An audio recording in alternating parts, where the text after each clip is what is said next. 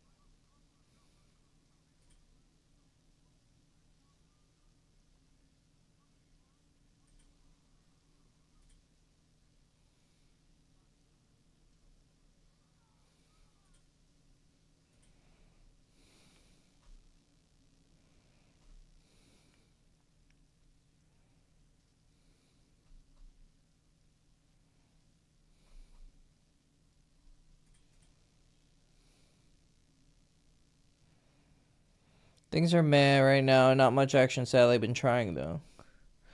Well, what? I mean,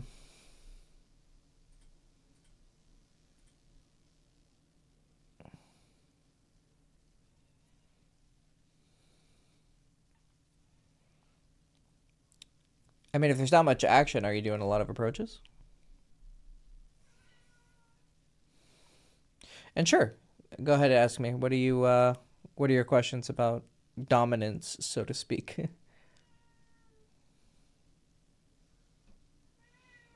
1 second, my cat's whining. Come on, baby. Come on, Nana. Yes, darling. Don't worry, I'm not ignoring you.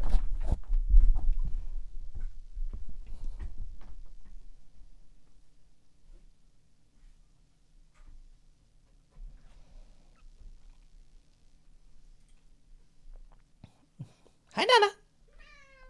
Brown.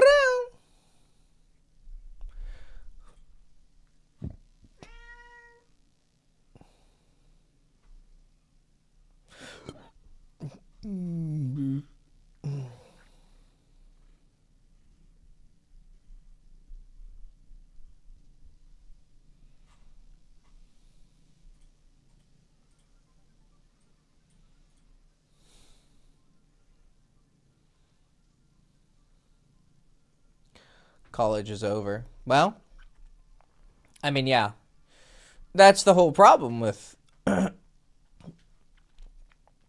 college, and that's why most people end up going back a lot. I mean, it was totally common. People would graduate college and then they would come visit, like for a homecoming weekend, or just come to because the social life was much easier. It's not that life is any different, really. It's that it's just right there. Whereas in life, you kind of have to work a little bit harder to randomly meet people, right? It's kind of like in college, just like shooting fish in a barrel. Like the fish are right there. Real life is open sea fishing, right? In order to find friends, girls, etc., you really have to go out of your way. And people still try to use pre-planned avenues like online dating or, groups, like predetermined things, which have some merit, obviously, right? But especially with dating, I think the key is to really view life as a sandbox game. And you really have to go out of your way. So if school's over, you need to go out into a city nearby, or walk around. You have to be prepared to walk around for a couple hours doing nothing. You have to be prepared to walk around, a dead town or a dead city. I mean, how many times have I walked around and did nothing for hours? Did one approach just because there literally wasn't enough volume to do anything more than that. You got to be prepared to do that, man. If you're not willing to endure those moments, and you're just relying on, college is happening, so everyone's kind of grouped up. Well, yeah. I mean, you really have to go out of your way. All right, so I feel like in order to be more dominant or attractive woman, I have to be fake and abandon my true self and soul, which is a sensitive one. Keeping up a way of being that is incongruent with my natural sensitivity is exhausting. Is a way for me to be attractive to women without losing or abandoning who I am deep down. I don't know if I have that dog in me right now. It's tiring to put on that mask. I mean, we already talked about this, right? So clearly our conversation didn't resonate with you, right? Because I've had this conversation with you, and I've had this conversation with Liam, right? Liam, the guy who was the mathematics assistant professor, right? The academic guy. And I pointed out how in order to get different results, you have to change, right? And so, yes, you'll have to change yourself. Whoever you are right now clearly isn't working. So your only options are, one, you just sit around and stay who you are and hope something changes. And it's possible you'll find someone who kind of fits with who you are right now. But I can guarantee you with 100% certainty that who you are right now is inferior to who you could be. And that inferiority, you're only seeing it as like if I become better, I'm going to lose something. You don't understand that you're actually gaining something. You will be a better person to be around. You'll be a more enjoyable person to be around. You'll be a better communicator. I'll be super, super straight with you, okay? And I'm going to be really, really direct, and then I'll get into the details later, but I'll say it super clear and super simple first. You think that right now, the Brian who is this sensitive soul, so to speak, right? You think that is morally superior to the version of yourself who has more of a dog in him. That's basically what you're claiming, right? If I become more dominant, which is a bit of a dramatic way to put it, to be honest, but let's go with it. If I become a more dominant version of myself, I'm going to lose that goodness, right? I have to sacrifice my goodness, sensitivity, whatever, in order to become more attractive. So it's almost like I have to embrace the darkness and become evil. This is wrong, okay?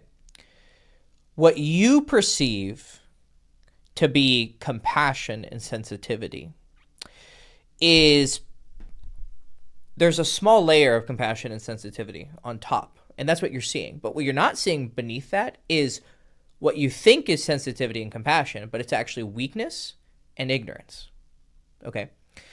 And I'll give you a specific example from your situation. When you had that girl who you were sleeping with, and then she decided to end things with you and go back with her ex-boyfriend, and you continued to kind of still want to see her and pour your emotions out to her, and she was basically treating you as a second option, right? you continued to be empathetic and sweet towards her. This is morally incorrect. By doing this, you are encouraging further behavior of her treating you badly. If you have the ability to stand up for yourself, and that can mean just stop talking to her, right? It doesn't mean you have to lash out at her or curse her out. It could just mean you have the self-respect to stop talking to her. It's actually the morally superior option because, first of all, it's good for you. What's good for you, as long as it doesn't come at the expense of someone else, is always, objectively, 100% of the time, a morally superior option. Secondly, it's morally superior because it has the potential to check her, to make her realize she's being a dumb bitch.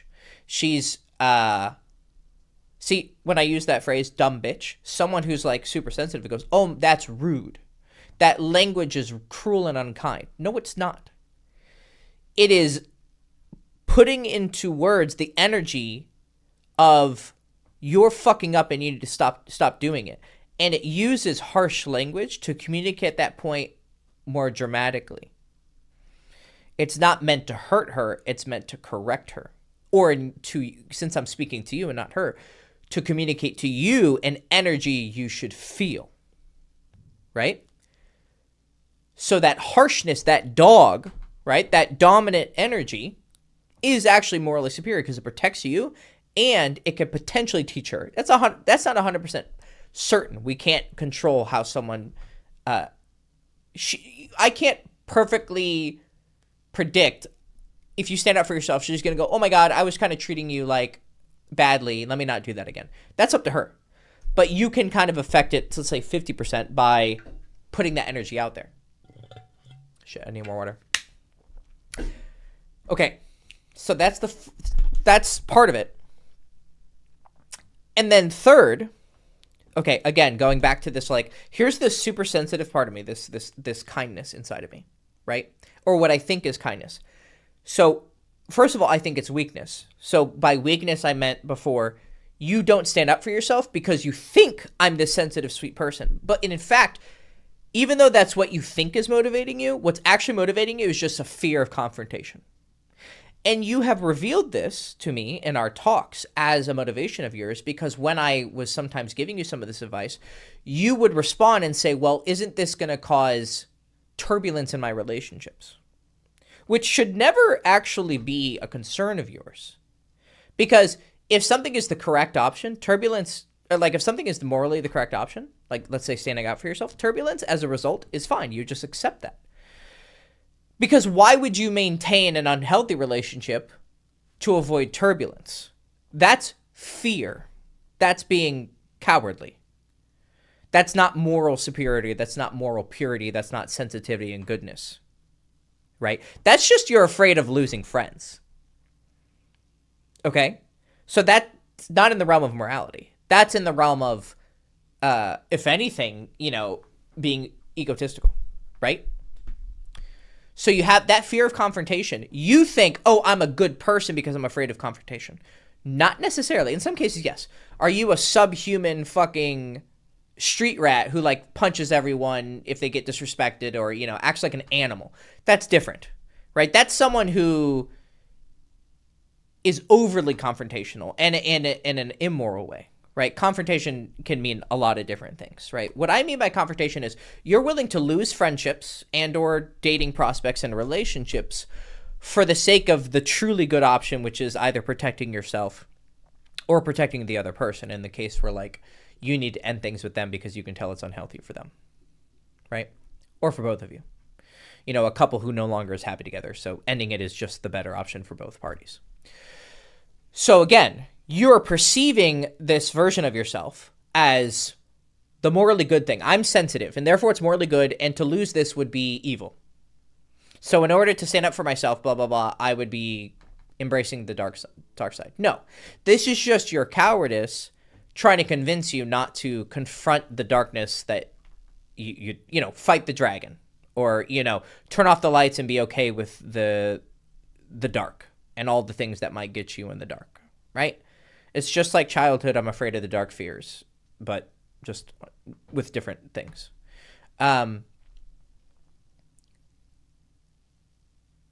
And then it's ignorance, so it's weakness in the sense that it's cowardice. And then it's also ignorance in the sense that you don't understand that better results will come. Like, actually morally superior results will come when you are able to confront people. You'll be an actually better person. Okay, and one example of this is if you become the friend who is not afraid of confrontation. So you're the friend who's not afraid to tell someone, like if you have a friend who's drinking too much, and everyone else is like, oh yeah, party boy, yeah, drinking, and you're like, no, this is clearly unhealthy, right? Everyone kind of knows this guy is drinking too much, but no one's really willing to confront him. Maybe they're, again, okay, let's go back. Let's say they're a sensitive type. They're like, oh, I don't want to, like, it's not my place to judge him. It's not my place to tell him what to do. It's not blah, blah, blah, blah. Listen, if you're someone's friend, telling them that you see them going down a bad road is, in 99% of cases, the good thing to do, right? Maybe you're not the best person to do it because you're also fucked up, so they're not going to take your criticism seriously, right? They don't see you as an authority. And they might respond badly, but at least attempting to do it is pretty much always the morally superior option. So the person who's sensitive will avoid telling that guy, hey, hey man, I just need to talk to you. I think, I think you're going down a bad road. I think that this drinking is really bad for you. Or maybe they're dating a really toxic woman and you're like, hey man, every time you talk to me, you do nothing but complain about this woman. Like, why are you even with her? Right? And to confront him about it. Now, there's a skill involved with being this person, obviously. There's a way to phrase things, and there's timing and context, okay? But I mean, just the willingness to do it. The sensitive person who's like, oh, I don't want to be that guy, is actually choosing the morally inferior option, okay? So, any fear you have of like, oh, I'm this sensitive good guy, and if I become a more of a like, kind of rougher person, I'm going to lose that goodness, you're wrong. You will make mistakes as you learn how to become this person, but you're overall doing something positive. Because you're willing to confront your own fear and cowardice and also your own ignorance. Because sometimes a rough approach is the superior approach. And the rough approach is the superior approach when the soft approach has not worked. You always start with the soft approach. And then if it doesn't work, you go rough. Right? And rough can mean a lot of things. It can mean saying something a little bit confrontational. It can mean just walking away, not seeing that person anymore, not being friends with them because it's just not good for you. And sometimes, like I said, being selfish. A lot of times you're choosing to not be selfish because you believe it's the superior option, but really, you're just afraid of losing them as a friend. You're afraid of being antisocial. Okay? And unfortunately, a downside of all this, like, maybe, let's say, therapy that you've gone through in your life is that you've become so sensitive that, you know how we've gone over in conversations, you like always have to explain yourself. Like you'll say something and then you'll explain the context and why you're doing it. And it leads 30-second comments or 5-second comments into like 3-minute comments. And it's like, sometimes you can just say things. That's all just a fear of confrontation. And it's oversensitivity. It's sensitivity to the point where like, okay, this is unhealthy. And I know this because I used to do it. In fact, I even do it as I'm coaching. But as I'm coaching, I do need you to understand deeply the details of what's going on because I'm trying to educate you, right?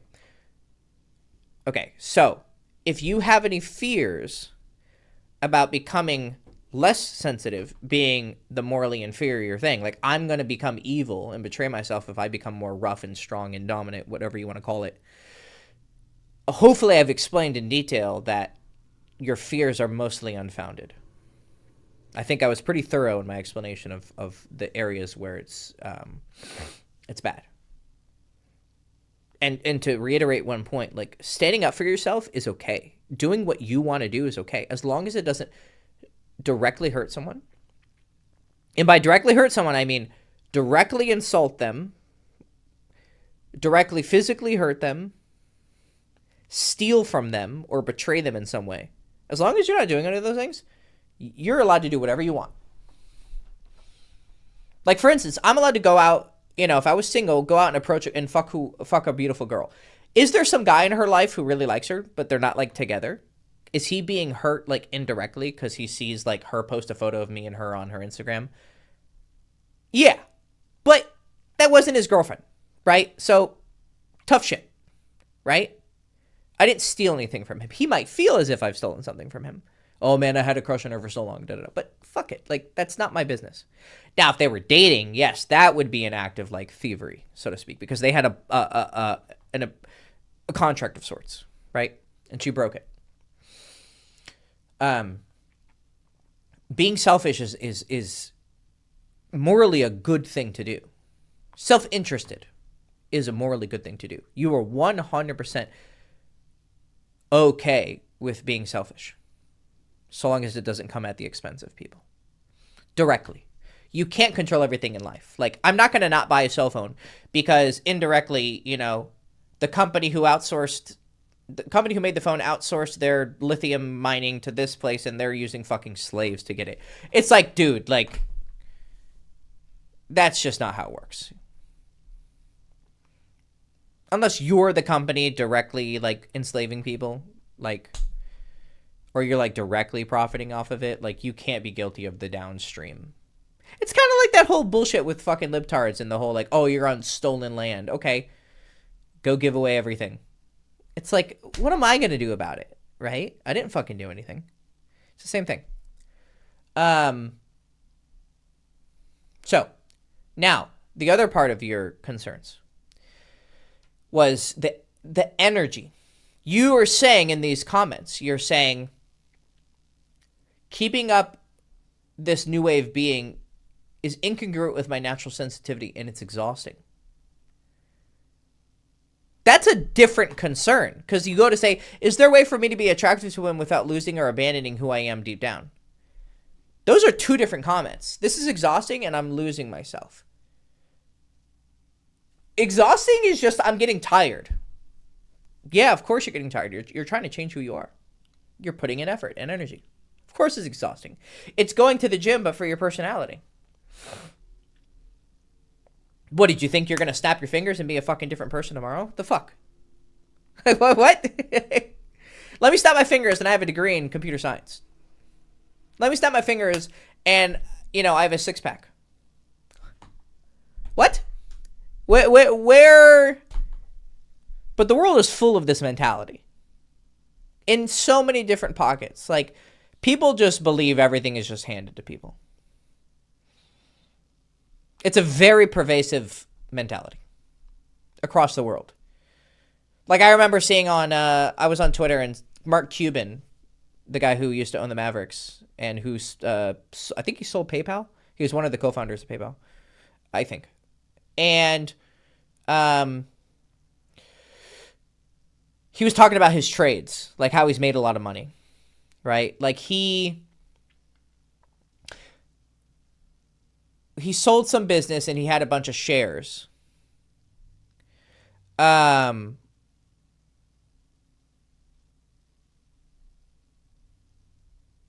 he couldn't sell the shares for 6 months because if, like, he had all the shares and then sold them, it would crater the market, right? And so there's some laws against that. Anyways, so in those 6 months, just in case his value of those shares was diluted, he bought shorts on, if you don't know how investing works. Anyways, he protected, if this goes down, he still makes money, basically, right? Well, he ended up making a lot of money on that, and then also sold his original shares to make a shit ton of money. And it was apparently he made a dick load of money, right? Great trade. Very smart. Well, some of the comments were like, oh, he just got lucky. He's a bad businessman. And it's just some random retard on Twitter. And it's like, bro, this guy's a billionaire. Like, I don't agree with his politics. I think he's, a ding-dong in a lot of ways. But I can't deny he's fucking good at business. Like, what? Like, what the fuck? That's like saying LeBron James is bad at basketball.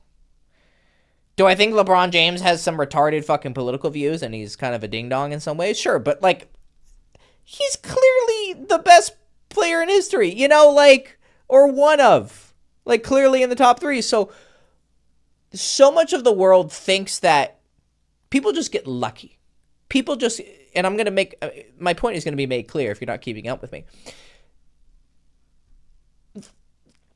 I don't think there's any luck in the world, right? I believe in karma.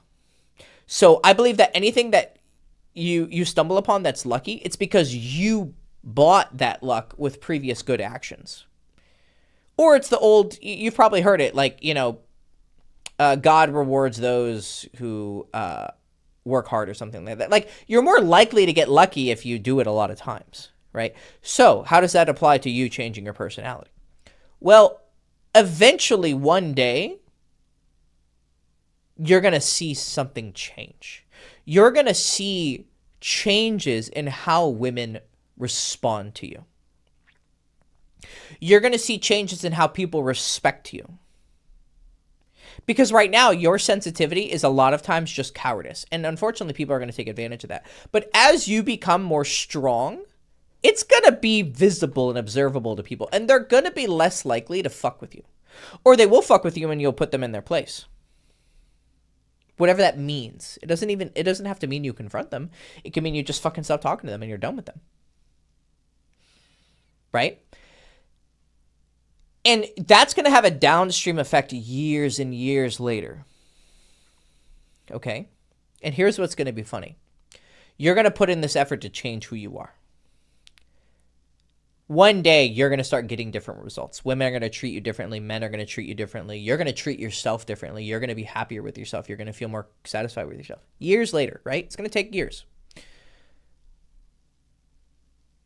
Someone is going to be around you. And they're going to see the way that women respond to you. Okay? I guarantee you this will happen. Even if they don't tell you, some friend of yours or some guy is going to see you talking to a girl and she likes you. And you know what he's going to think?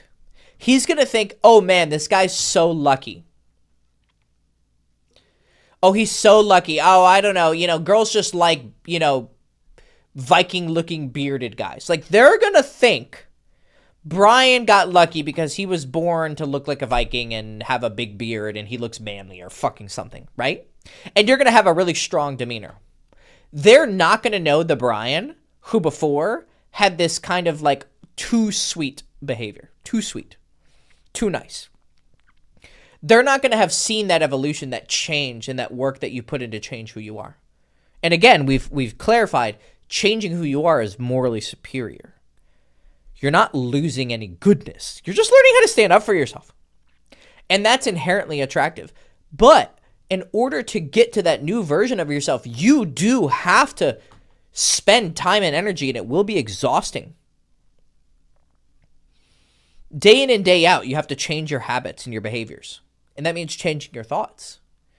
Hey, I reacted this way. I need to react this way. And you're going to have resistance to that. But if you fight through it and you find better ways to start acting, you will improve and then eventually become more attractive, because what you are gaining is inherently attractive masculine traits. I'm not saying to be a caricature. I'm not saying to be a one-dimensional, oh, I'm an alpha male and I don't care about anyone, raw. Those guys fail. Those guys get weeded out. Tyrants almost always get executed by their own people. They get away with it for a little bit and then they take it too far and they die. The same concept with socializing. Assholes and tyrants get a little bit far because they take advantage of people, but eventually they end up eating everything. All the energy they put out, they end up eating 10 times that. Okay.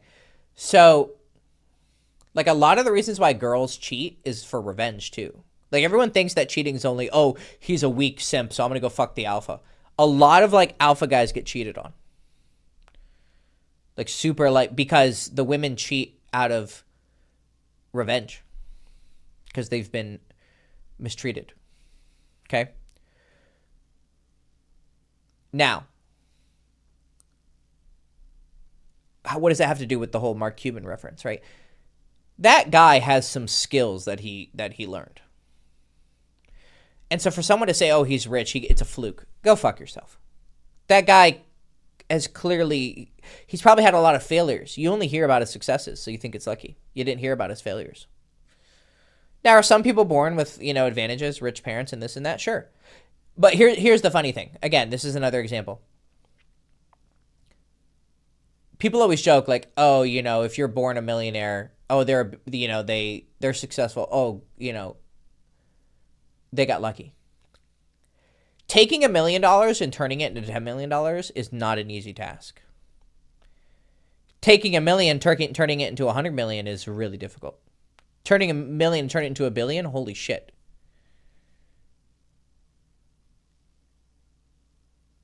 Now, if you get handed $1 million and then you're only a millionaire you're losing money 10 years later because you're just living off of that, okay, yeah, you're not a good businessman. But those aren't the people we celebrate. We celebrate the people who become 10 millionaires, 100 millionaires, billionaires. And what's funny is people go, oh, it's so easy. Here's the funny thing. If it's so easy to turn $1 million into 10 million or $1 million into 100 million, anyone who thinks that, you should immediately go to a business, offer your services as a business consultant, and make that business 10 times or 100 times what they currently have. If you can help a business go from $1 million to 100 million, that business will gladly pay you a couple $1 million. They'll suck your fucking cock. Every person who thinks it's easy, you should go be a business consultant. You'll be a millionaire like very, very fast. But clearly it's not that easy, right? If it was so easy, everyone would be doing it, right? So the point, the analog here, the connection to our earlier conversation, is that in order for you, Brian, to become a millionaire of your personality, to have more value, to be more interesting, more funny, more respectable, more admirable, more sexy, charismatic, funny, cool, whatever, will take work. And that that work will pay off with money, and money being the energy that you're able to send out into the world. It's kind of like you're just throwing money around. That's your personality. That's your vibes. That's your good energy, right? You're just like showering money, and people want to be around you. They're like, oh yeah, he's so funny, he's so cool. I love being around him. It's literally like that. It's like energetic money, right? That is value that you are objectively building, but it's going to take work and it's going to take time. And in order to become that person, you do have to lose who you currently are. But hopefully I've pretty thoroughly explained to you that not only is the new version of yourself going to be morally superior, because when you choose to be good, it's going to be good out of compassion, not out of like, oh, let me do good things for people because I want them to value me. Like a lot of what you think is your sensitivity and goodness is actually probably some sort of weird narcissism. Like I'm an overly good person because I want them to think I'm a good person, which is not exactly the definition of compassion, right? Or loving kindness. Compassion is I want to help them because I want to see them happy. And it makes me good to make them happy. But a lot of your goodness is probably, I'm not saying it's completely like some weird narcissism. I'm saying that on the surface, what you perceive to be compassion is on the surface. It's the film on top, but you don't see the whole ocean beneath of like somewhat selfish motivations. So by being genuinely selfish or self-interested, there's actually a purity in that. There's a purity in being honestly self-interested. And as long as you have a guardrails, because you don't want to go to the other extreme and be like, all right, well, it's the morally superior thing to be a selfish asshole. Well, okay, then if you start doing things that hurt other people directly in the name of selfishness, well, now you're just being immoral, right? So there's extreme. There's like, it's a spectrum, right? But hopefully I've explained in detail, like you being selfish and more like strong and assertive and having boundaries and dominant or whatever you want to call it is going to be just objectively better. And here's another thing. You're going to be giving girls a better experience. Like a girl who would have been attracted. So let's say you meet a girl. She'll be attracted to you. There's a lot of girls who will be attracted to you at your current level, so to speak. But if she likes you at let's say a 6 out of 10 right now, it's enough to like you and maybe even date you. But imagine if you were a better version of yourself, she would be attracted to you at an 8 out of 10.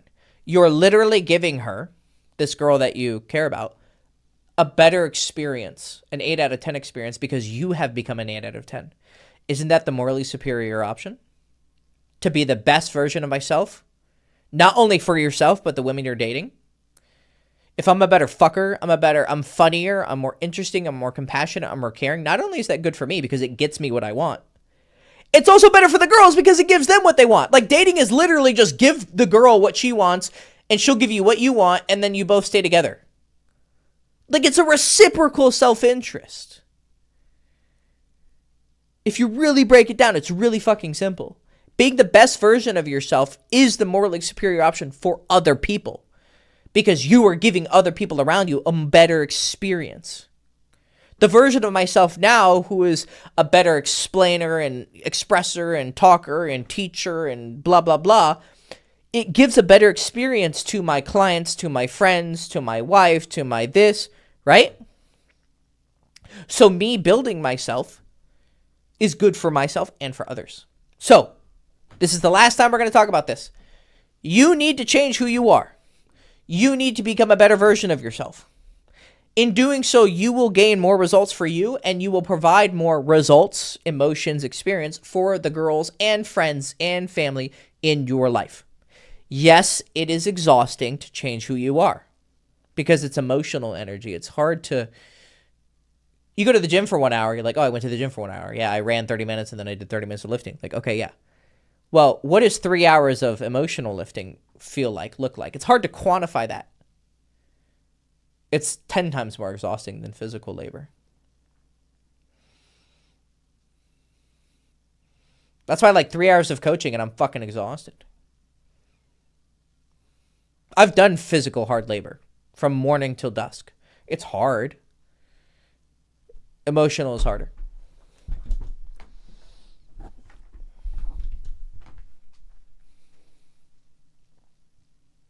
So, this is the last time we're going to talk about it, Ryan. From now on, it's work. Just change who you are. That's it. Give me some mindsets and tools to be able to practice dominance. That's what I'm struggling with. Okay.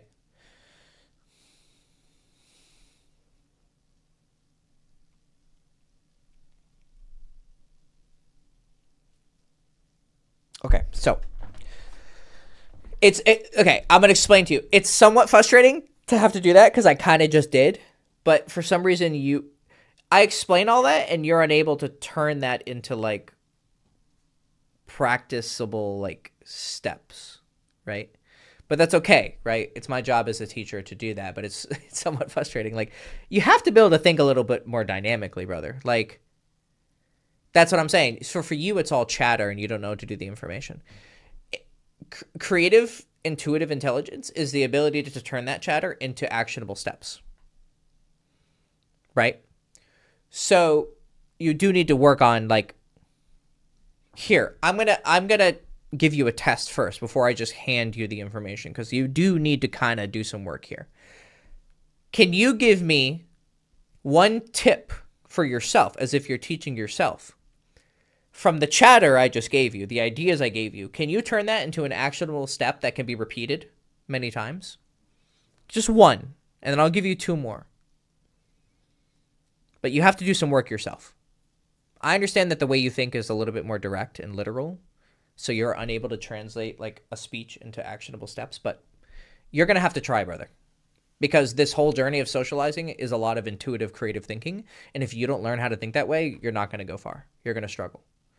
So turn what I just said into a repeatable step, meaning like I'm giving you the model right here. Take one of the thoughts I just gave you and turn it into something you can repeat, meaning like when I see X, I should do Y.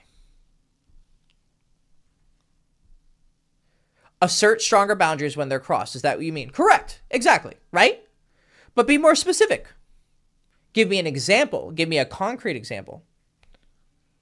Because that's still kind of vague, right? Assert stronger boundaries. What does that look like? So give me a context and then give me an actual step. Like I do X and Y.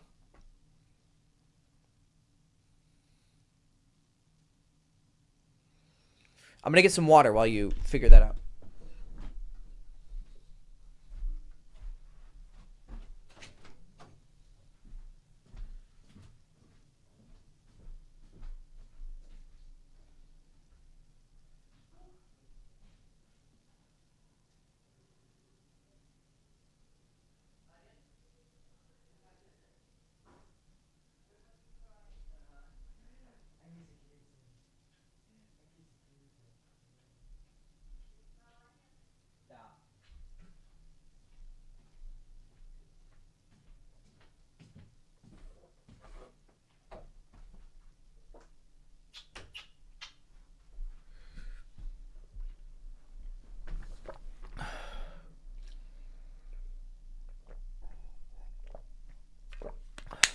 Okay, Brian, you got something?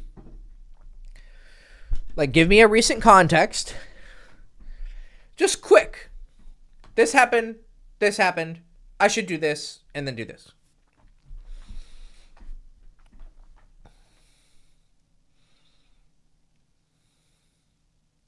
Girl is rude to me. I showed disinterest by saying I don't like your behavior and walk away if it doesn't change. Perfect.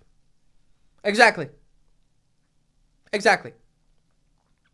Now, where the skill comes in is how do you show disinterest by saying I don't like her behavior?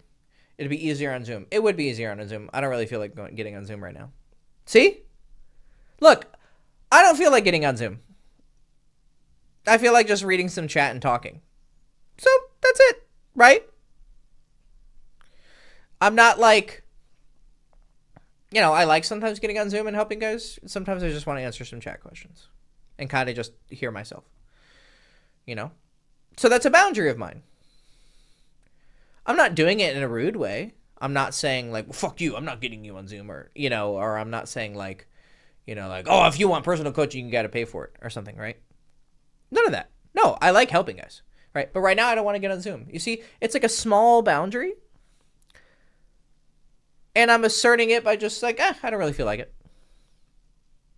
Right? So the same way, when you encounter someone who's, I'm not saying you're being rude. Don't take this connection too far, right? I'm saying like, let's say a girl isn't necessarily being rude, but she's just not being super friendly. You can't tell if it's rudeness or maybe she's shy or something. So how do you like assert a boundary? Well, let's say old Brian sees that she's like not being super bubbly and warm. And he goes, oh, does she not like me or this or that? And so what he'll do is he'll be extra nice to try and counter her disapproval. Well, what might end up happening in some cases is she'll see, well, I'm kind of being sassy to this guy, but he just keeps like being sweet with me.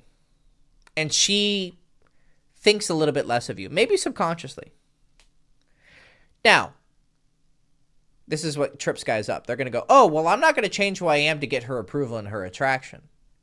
That's not what I'm saying you should do. What I'm saying is that you need to be aware that other people's opinions of you will affect your social success by definition, because social success is literally talking with other people. So their opinions clearly fucking matter.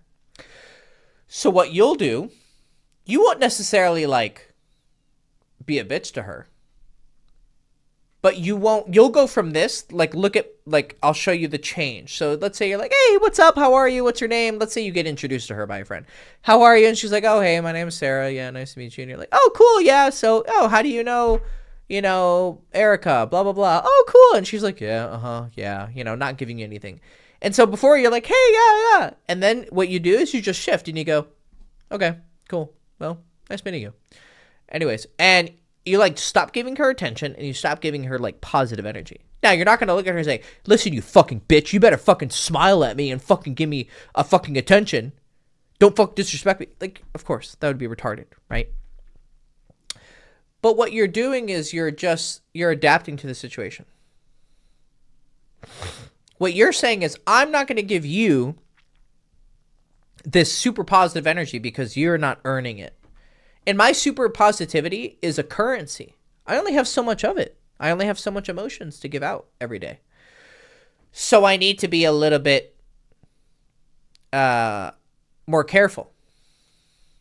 Right, you're matching their energy and vibe, but you're matching it with a purpose. Like the intention is, I need to be more selfish with my energy. I need to be more careful with who I give my good energy to.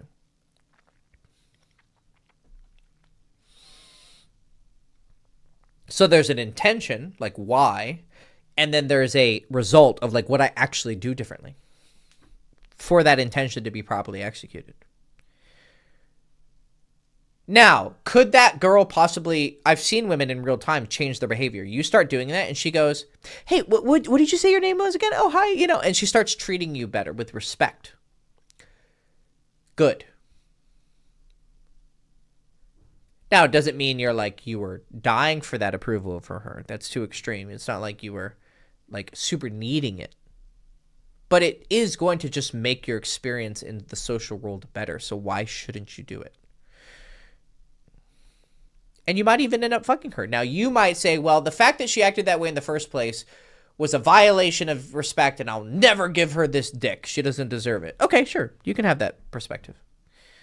Or you can be like, you know, who knows? Maybe she's had some bad experiences, so she's on guard. Could be that. Right? But you're never going to be able to do these things if you're this overly sensitive person. There's a lot more depth, and you're thinking way too surface and one-dimensional, unfortunately. Is basically what I'm telling you. There's a lot more nuance and depth to this.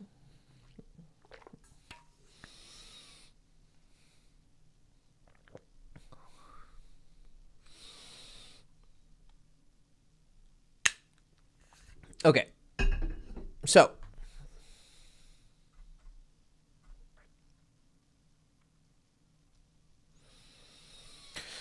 Oh, and Brian, sorry. I forgot to give you some more tips. Okay, so here's another tip to be dominant, so to speak, right? You said, hey, it's hard for me to find people right now, right? Oh, I go to these grocery stores. To me, that's a lack of effort. I don't think you're trying hard enough. I think if I were to audit how you spend your time, probably you're not really utilizing your time so well. It's kind of like when someone has financial troubles and then you go through you audit their finance. It's like that show, Caleb Hammer, where these people come on to talk about their finances, and they're like, oh yeah, I'm really struggling, I'm in debt. And he goes through their expenses and realizes they're fucking retards. It's like, well, no wonder you're fucking struggling. You spent $1,000 on magic cards and you make 30 grand a year. It's like, probably you shouldn't be spending, that much money on cards when you are making lower level income. So the same thing is with approaching girls. Part of being dominant and assertive is going extraordinarily overboard sometimes in order to get what you want. Like, think of it as like Viking energy. You need to go out and sail out into the, unknown seas and find new lands. So you need to be going putting way more energy into going out and meeting girls. If there's not a lot of volume where you're at, you're probably not in big enough of a city. Is there a big city that's like 30 minutes away or an hour away? Maybe on a weekend you need to drive that 45 minutes to an hour to a big city to go do day game in a bigger city. That is the Viking exploratory adventurous energy that you need to become this new version of yourself. I mean, you look like a Viking. Why don't you start fucking acting like one? In the sense of adventure, obviously. I'm not saying to go out and pillage fucking villages, obviously, right? But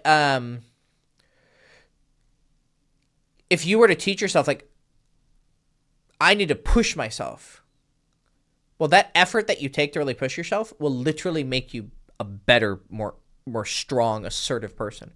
Wow, he's driving an hour out of his way to go approach girls and to find a girlfriend. Most people are lazy as fuck. They want to sit on their phone and swipe. It's a good business model, but it's awful for actual results. Right? So that's a practice. You don't realize it, but doing that is literally going to make you more assertive. You are doing something for yourself, which is going out of my way, driving an hour outside to go to a big city so I can approach girls because my area doesn't have a lot of girls. Or maybe you're not looking hard enough. You're just going to the typical places, grocery store, mall. Just walk around your town. Walk around for 3 hours and you approach one girl. Okay, great. I'd go drive an hour away if I have wings. I do go drive an hour away if I have wings. Huh? If you have wings?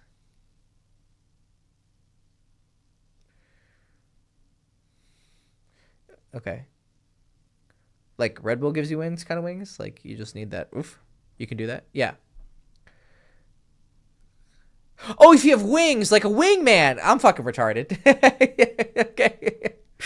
Kyle picked it up before I did. Why do you need wings for that? Wingman. Yeah, Kyle got it first. Good on Kyle. Apparently I'm autistic now. Okay, see? There you go. Wait. Pause. Big pause. Huge pause. You just literally... Perfect example. I tell you to go drive an hour out to like go approach girls. And you say, I will go drive an hour out if I have a wingman, someone to come with me. Well, if our entire discussion is, hey, Brian, how do you become a more masculine, strong, adventurous, assertive man? Oh, I'll go do it if I have a friend going with me. What? Like, think about it. Isn't it like so abundantly obvious? Like the things you need to change? This is what I mean. Like, why do you need a wingman? Why do you need someone else to like push you to go do it? Go do it yourself, motherfucker. You're a man. You're a grown-ass man. Or if there's a festival, I go by myself. See, you keep needing context to do things. Life is a sandbox game. Just go do whatever the fuck you want. Just go fucking talk to girls. Go walk around for 3 hours by yourself. Who needs a wingman? This is what I mean. You don't have independence. Not as much as you should. I'm not trying to insult you, buddy. You know, I'm just saying like who you are right now versus who you want to become. I do it by myself most of the time. Right, but I'm saying is like you literally just said I'll go drive an hour if I have a wing. So you basically said like if there's someone else to go with me, I'll be motivated to drive an hour. You put a cap on the 1 hour drive. Exactly. That's what Kyle's saying. He's saying it's like when I proposed you drive an hour, your first literal response was, oh, I'll drive an hour if I have a wingman. So that, see, intuitively, everyone is picking up. Well, you just literally put a condition on, I'll only put an hour of work in, an hour of driving effort to go approach girls if like there's a friend I'm going with, which means either he motivates me. It's like I have a friend I go to the gym with. Whereas I'm trying to tell you, go to the gym by yourself. Have the motivation and assertiveness to go by yourself. You understand?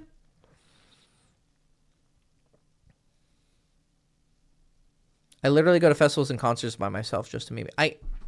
I know. I know you do. Okay.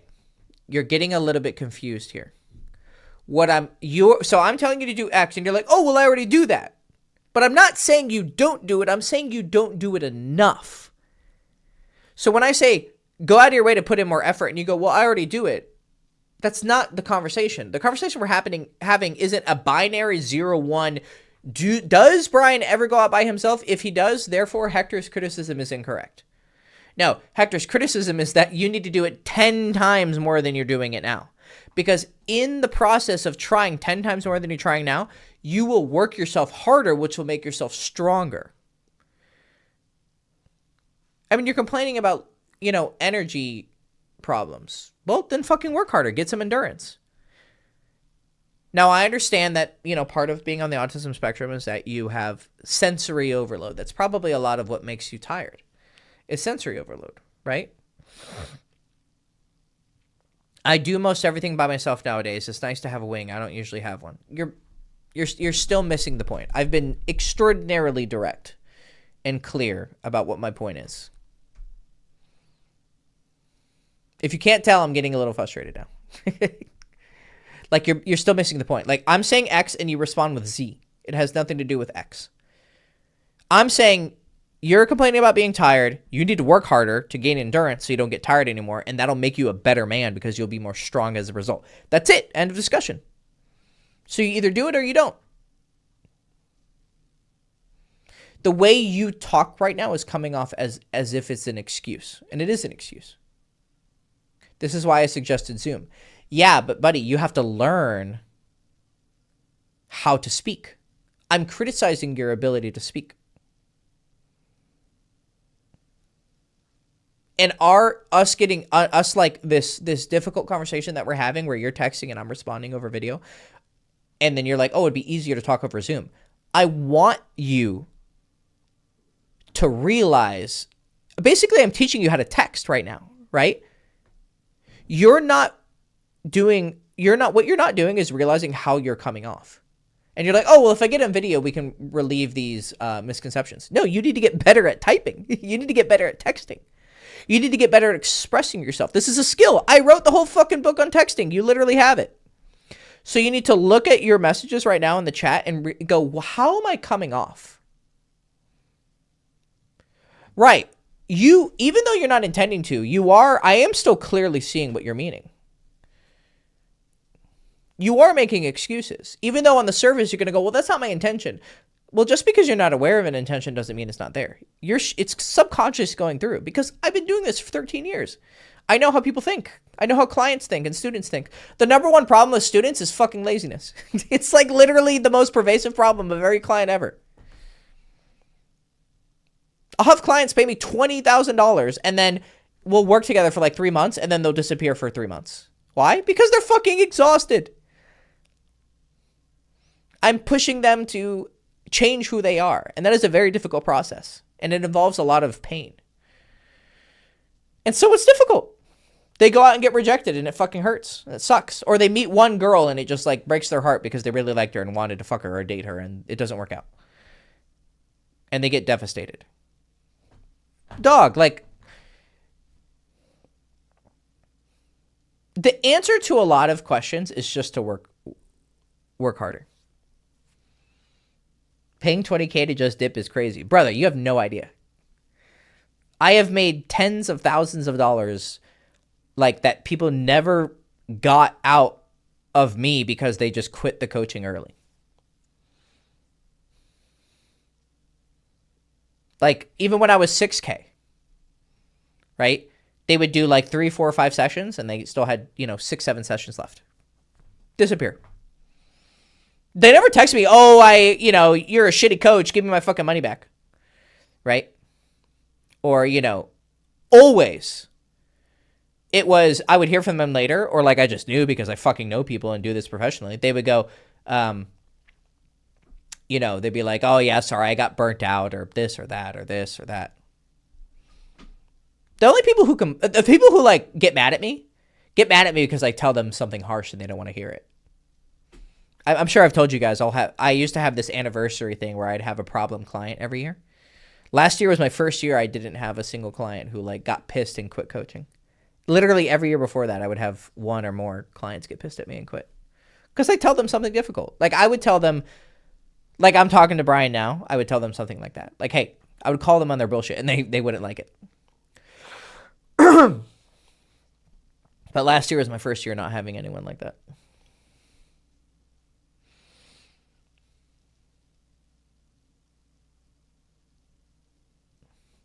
I said one thing and misspoke and didn't give enough context, and now it's getting off into the weeds. No, it's not getting into the weeds, Brian. There is something valuable being processed here. Don't dismiss this. I approach as often as I can when I leave my place. I need more volume. That's what I'm literally saying. I'm going to fucking crash out. Yes, you need to go more volume. Yes, that's literally what I've been saying for 10 minutes. And every time you responded, it was indirectly saying, no, I'm doing enough. How you come off is important. I know, me too. Good. The fact that you're getting frustrated and I'm getting frustrated is great. It's good because it's exposing a problem with how you express yourself. I'm pointing out something to you. You need to hone in on it.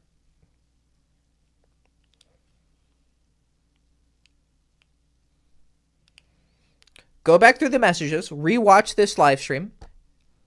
If you go watch the live stream, it'll show like the chat on it too, right? Look at how I would talk to you and how you would respond and see how you were communicating incorrectly.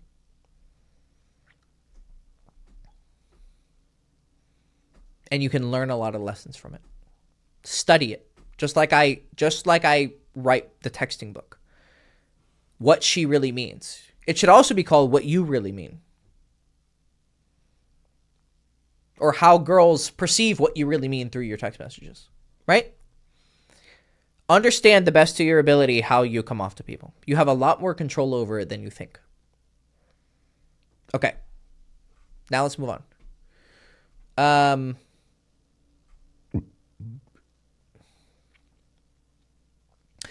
While I'm not in favor of taking girls who have boyfriends, wouldn't it be fair to say that it wasn't thievery because she willingly went with you? So, ignoring the context we talked about the other day on the phone, the Buddhist conversation, because that's, well, it actually comes from that. Actually, it's quite related. The reason why infidelity is considered a precept in Buddhism is because it is a form of stealing. Right, but it's kind of its own category. Obviously, you're not stealing an object. You're stealing a contract. You're betraying. You're aiding someone in. You're aiding and abetting. Think of it this way. She willingly went with you. Correct. She chose to do it. But to a certain extent, she belonged to him and he belonged to her because that's the promise they made. Literally, I'm only going to sleep with you. Right? So if she chooses to cheat, she's violating that. If you were half of that process, even though you didn't cheat, you still aided and abetted. So if someone robs a bank and you drive the getaway car, you don't get a robbery charge. You get an aiding and abetting charge, which is a lesser charge, but you're still fucking going to jail. Right? It's the same concept. You're not directly stealing, but you were very heavily involved in the process. That's why sleeping with girls who have boyfriends is not some. A lot of guys will justify it, like, oh well, I'm not the one cheating; she cheated. No, you're still taking.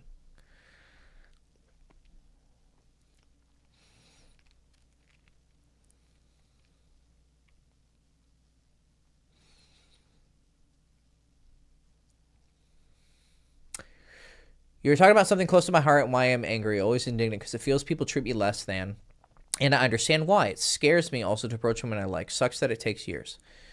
Right, so it makes you angry that people treat you as less. But here's the unfortunate truth, okay? This is for everyone. Everyone at every level, even me. Right?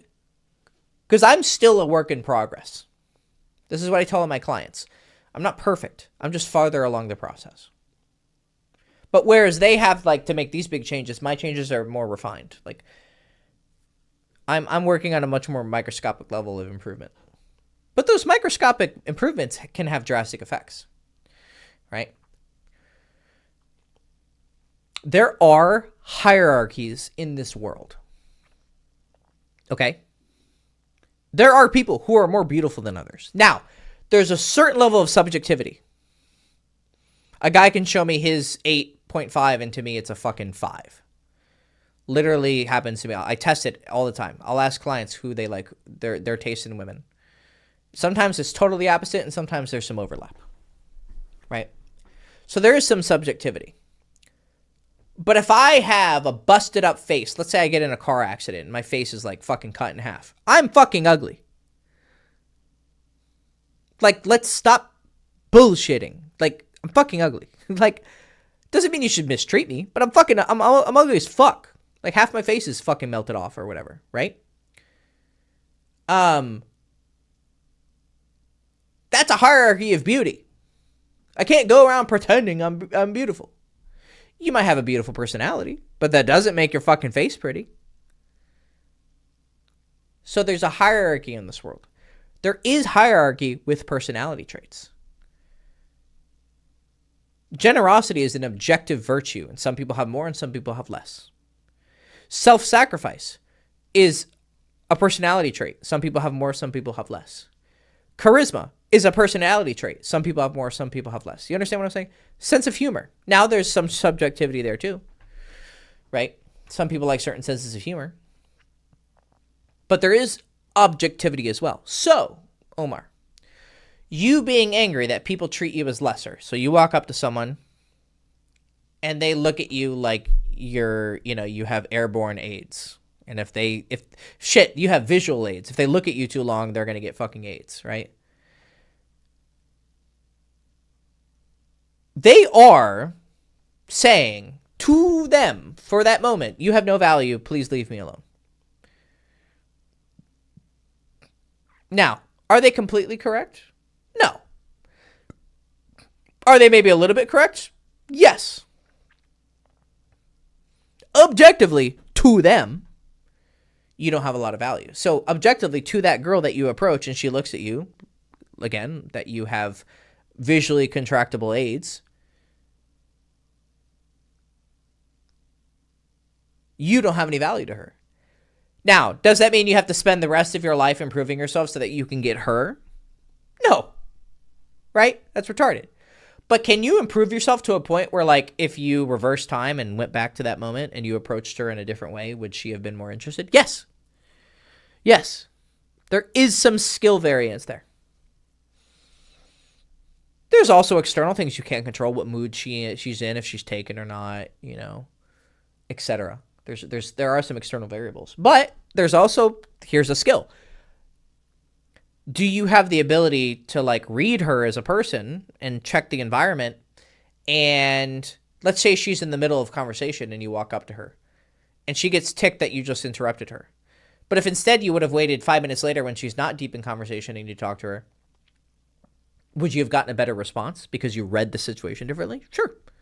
See, there was an external variable you had no control over, but you could wait for it to finish. So you do have some control. You understand? Now, whether she's single or not, yeah, you can't control that. But skill exists. So you're getting angry that people treat you as lesser. But in a lot of ways, and here's the harsh truth, brother, you are lesser. The moment we accept we're lesser, we can begin the process of becoming greater. It's a very, very difficult thing to accept. I'm lesser in many things. I'm dog shit at YouTube, apparently. I can cope all I want. I only have 13 concurrent viewers right now. Now, did I help build the previous channel to 30K? Yeah, sure. But even that, I think, is mediocre. Based on my ambition. 100K, I think, is like you're doing something right. Clearly, there is something about the way that I express myself that isn't the most skillful. I can somewhat cope about it. Like, oh, people aren't ready for my type of education. People want dumb, dramatic red pill or, like, you know, stupid cookie cutter type of dating advice. Sure. Is there maybe some truth to it? Of course. But if I really am good, I can take what I'm trying to teach people and put it into a more digestible form.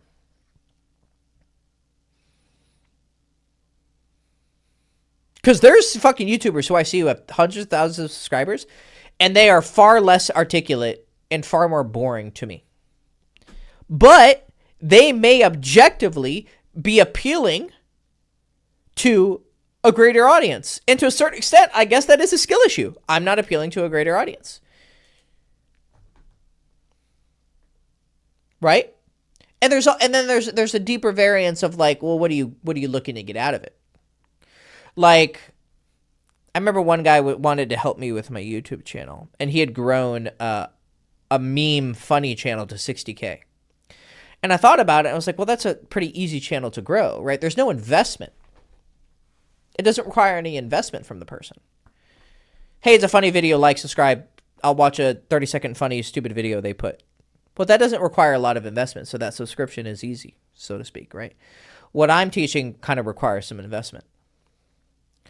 It requires you to really sit and listen and digest it, because how are you going to make real change in your life without really putting it into practice and understanding it on a deep level? So yes, I recognize that there is some, like, it's a skill issue. Just like for everyone watching right now, they have a skill issue with dating. There's something they wish they could be better at with dating, right? Or anything in your life, your professional life, your finances, whatever. So I do recognize that it's not as simple as, like, oh, I just suck. But there is still some part of me that sucks, right? Because if I was really great, I would have gone viral. So we have to be really honest with ourselves. There is a skill issue with me and how I teach and make videos, and I'm working on it, right? So with you approaching girls, there's a skill issue, and it angers you that you get treated as lesser. Well, maybe accept your lesser.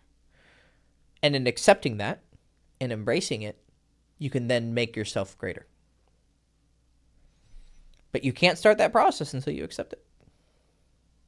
And you stop blaming other people. I can't blame the world for not wanting to watch my videos.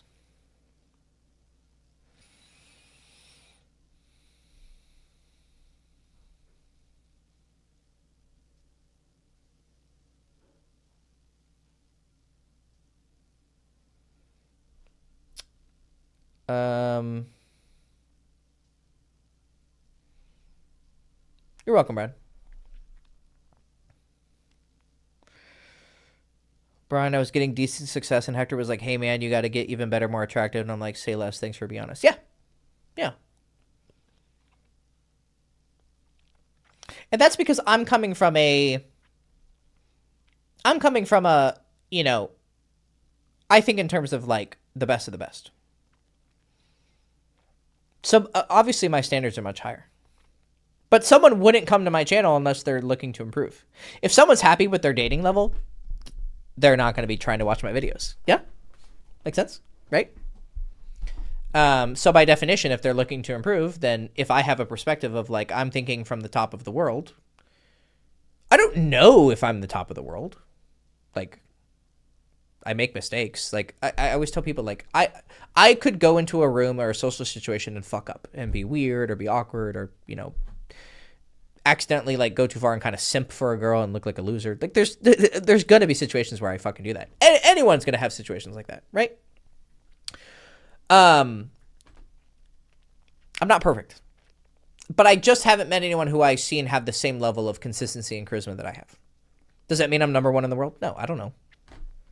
If I met someone who I genuinely thought had something to teach me, I would become their student. I just haven't seen them yet.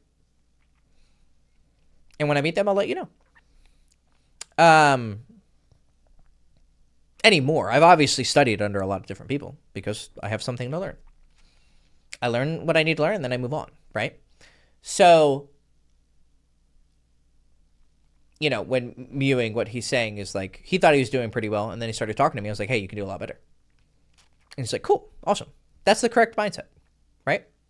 Because he wouldn't go on my channel and look for advice unless he saw that he could improve. Because he was running into problems. Hey, I had this problem with this girl, and I don't know the solution. Let me ask someone who might know. This is how everything in life works. Like with meditation, I was pretty good with meditation. I didn't have a lot of questions. And then I had an experience that I really didn't know the answer to. And so I had to seek out someone.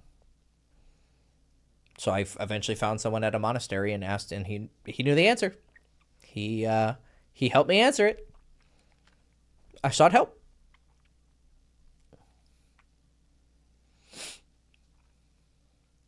There's levels to this shit.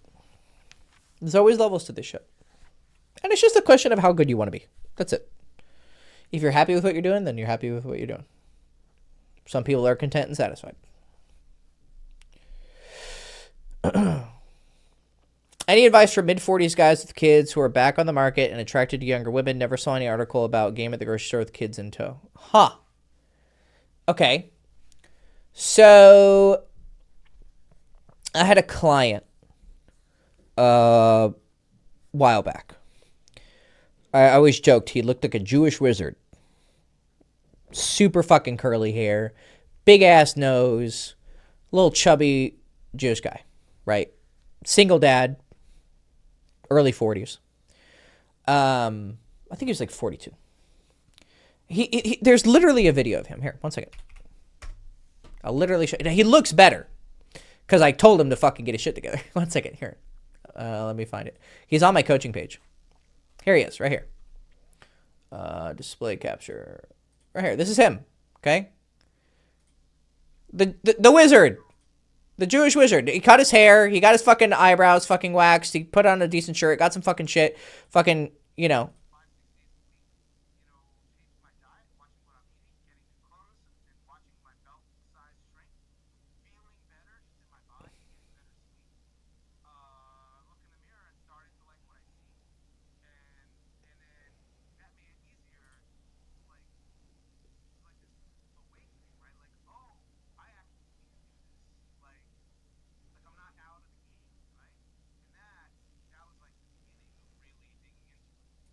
So that was my client. If you want to go watch it, just go to my website.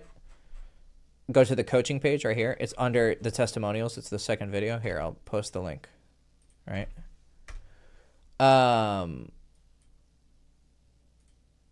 So, yeah, he started looking better. Oh shit. Sorry. I didn't have my desktop audio on.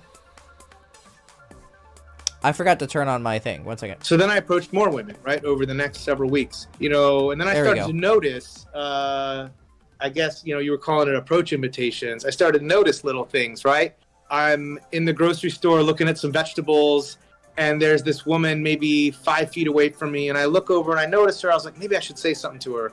And then, she like moves on somewhere else, and I go do my shopping, and then surprise, surprise, she happens to be in the same aisle as me again, a few feet away. And then I make some sort of comment. I just cracked a joke. I don't remember, like she was looking at something, and I think I was like, yeah, they never have exactly the ones we want, right? They always have everything but what we're looking for. She's like, yeah. She's like laughing along. But I still I wasn't like ready to go, I still kind of was like feeling a little shy about it. And then I'm in line doing the self-checkout, and this girl goes up to the self-checkout right opposite me. Like, so she's facing me. I'm like, okay, if I don't say something to her now, like, I'm basically, just being an asshat, because she's at this point basically following me. So then I start talking to her, right? And it wasn't any kind of dramatic open, like we'd already talked or joked once or twice, right? So, I might not have noticed that before all this. Maybe for someone listening to this, it seems silly, like it's so obvious. But for me in the moment, I don't know, it was just I was nervous or whatever. Like, it didn't seem as obvious until I thought about it later. Like, oh, she put herself in front of me 3 times. Like, she was wanting me to talk to her, right? She could have gotten in any of the other checkout lines, right? So I'd had interactions where... Okay, there we go. You got a little look at him, right? So hopefully you guys could hear that. I just forgot to put on... Oh, now you hear my music. Shit. Oh, you heard my music the whole time. Fuck me in the ass. Hopefully that doesn't get fucking copyright striked. It's from this game I was playing. Hopefully it wasn't too loud.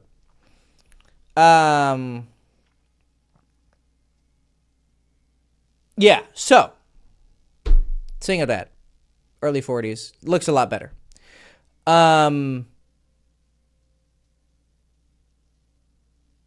We worked together for, this was back when I was doing 3 months. I think he just did 3 months.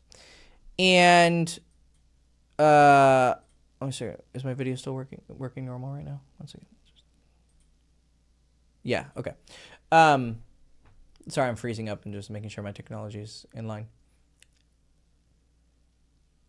And he was pretty depressed. I don't know if you didn't hear the previous thing, but he was talking about losing weight, going to the, getting new clothes, learning how to, just get out there again. And he very, very quickly got some success. Now, the one advantage he had is he kind of had the gift of the gab already. He was kind of a social guy. You can tell. Like, this guy didn't just like get 3 months of coaching and voila, he's this fucking social guy. Like, that's just not reality, right? He did have a background of being a bit of a social guy, right? And so he had some success, right? I mean, he was able to meet a girl and fucking procreate. Some girl let him bust a nut inside of him and make fucking children, right? So he wasn't like awful. So same with you, right? A woman married you and let you bust some nuts. So clearly you're not totally fucking abhorrent as a human being. But okay, you're single, right? So things didn't work out. Sorry to hear that. He got back out there and then he started dating this fucking IG model. She was 18. This is years ago. I don't know if they're still together. I haven't heard from him. It's usually a good sign, he's happy. But last we talked, we finished our coaching and he found this 18-year-old chick. She's a half black, half some Asian. Might have been Japanese chick. Pretty. And fucking 18. I mean, this guy was 42. He met her at the fucking mall. And so he was a happy boy, giving her that kosher dick, right? So it was getting him back into the game. He already had a little bit of game. And then showing him that higher level of awareness, like the grocery store situation, right? And also I went over why his marriage failed. You know, like we spent a couple hours talking about his marriage, and he realized that he was a big part of it, right? And understanding that would help him prevent it from happening again, right? So,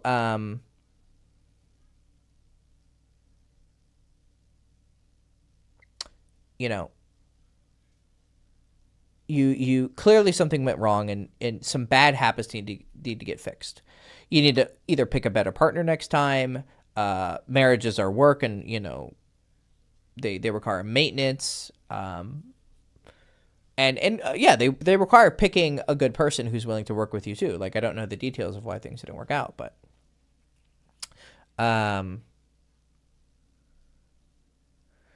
so having a kid and talking to a girl, in my experience from the outside and from knowing people who have kids dating other people, it's not that big. It's a much harder deal if you're a girl.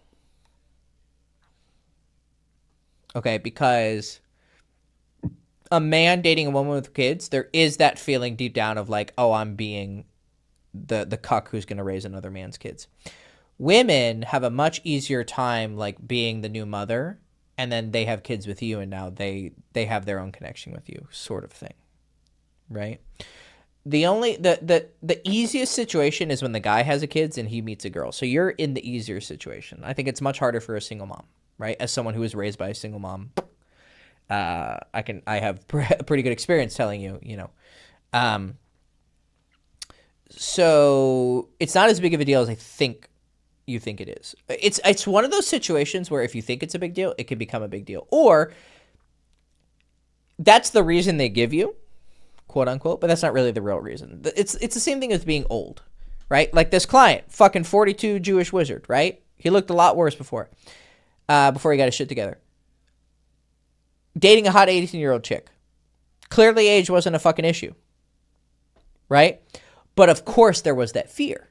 And of course some girls are going to say you're too old. For some girls it might actually be a deal breaker. But for the most part, most girls who say, oh, it's because you're too old, they're just unattracted to you. And then they're just giving the reason that you're too old because they don't want to tell you they think you're a fucking loser. Or maybe they're just not aware enough to like put everything together. Same thing with having a kid. I don't think you having a kid is really going to play that big of a deal because it's the easiest of the three situations. The second easiest situation is when you have a kid and she has a kid. So you guys kind of like join families, right? And then the hardest situation, I think, is actually for the single mom. Because, again, no man wants to raise another kid's kids. Well, yeah, we could get into it, but, like, yeah. So, I think if you're getting rejected on the basis of having a kid, I don't think it's actually the kid in a lot of cases, right? Even if she says it is. Like I knew this one guy. He was a big club promoter in Vegas, and he had this smoking hot, gorgeous girl, like just fucking straight 10 out of 10, beautiful, beautiful girl, and he had a kid from a previous relationship. Obviously I don't know the intimate details of their relationship, but clearly they're together and they're happy. And this guy's like got social skills out the wazoo, right? Like I learned a lot from him when I first met him when I was 21. We didn't interact a lot, but the couple times we did interact, I learned a lot, right? And clearly his girl's happy, right? I mean, he's the like most popular guy, right? I think they ended up getting married, and I think last time I checked, she now has a kid with him, and she seemed super happy on all those Instagram photos to be with him, right? With his kid, she was happy to be mommy, right? And then she was super happy to be super super real mommy with him, having a kid with him. So,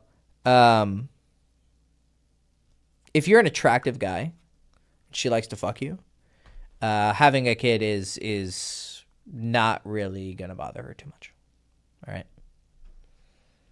I don't think it's going to be an issue. So your dilemma shouldn't be if I have kids. Your dilemma should be how attractive am I? Now, where your kids are important is if she'll make a good mother, because she's going to be essentially a second mother for them, right? Assuming the first mother is around.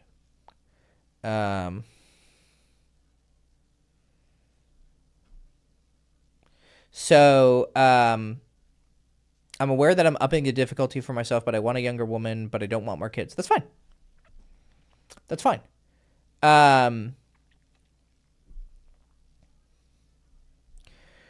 I think that too much, some dating coaches get into the world of like, you have to have kids. It's some sort of like primal, like, oh, I'm, like, they get into evolutionary biology shit, right?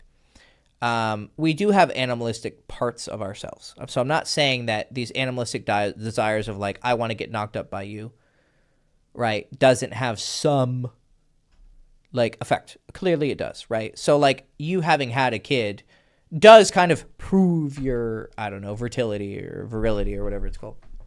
But I don't think it's a necessary thing for you to do to have a healthy relationship. Okay. Like, I'm 50-50 on whether I want to have kids, right? So me and my wife are getting older. I'm 34. She'll be turning 36 soon. And we still haven't had a kid.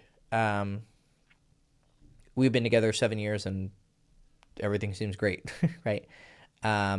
There's been people who I've, learned from in the past who have certain ideas on like, you have to have kids in order to like maintain the relationship and prove it. I haven't seen that so far. Maybe I'm wrong. Maybe she'll like turn around in a year and be like, oh, you didn't impregnate me. You're not an alpha. Or like, you don't really love me. But like, we're pretty 50-50 on whether we're going to have kids. I'll update you on if that changes or not, right? Maybe I'm wrong. But I don't think it's a necessary step. So I don't think that you finding a younger woman and not having kids with her is necessarily going to be a deal breaker, unless for her, having kids is like the fucking apex of life, right? And there are some women like that.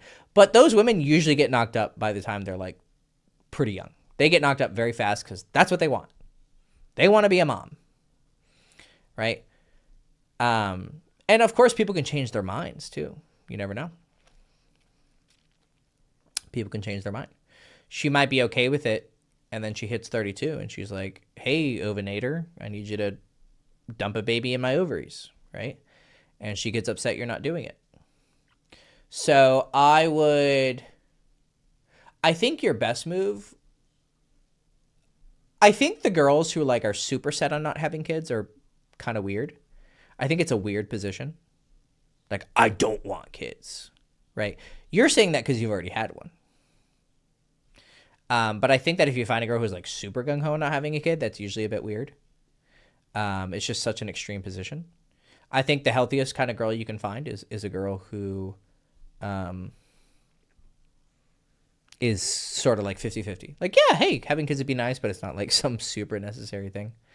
I think both people are weird. I think the people who are like, having kids is the greatest thing ever, because if that's true, you would want infinite, right? I think, and then they shame anyone who doesn't have kids. Those people are a bit weird, and I think they're projecting. I've honestly never met a parent who has proven to me that having kids is the greatest thing ever. Except for my mom. She of all the parents that I've met who are the most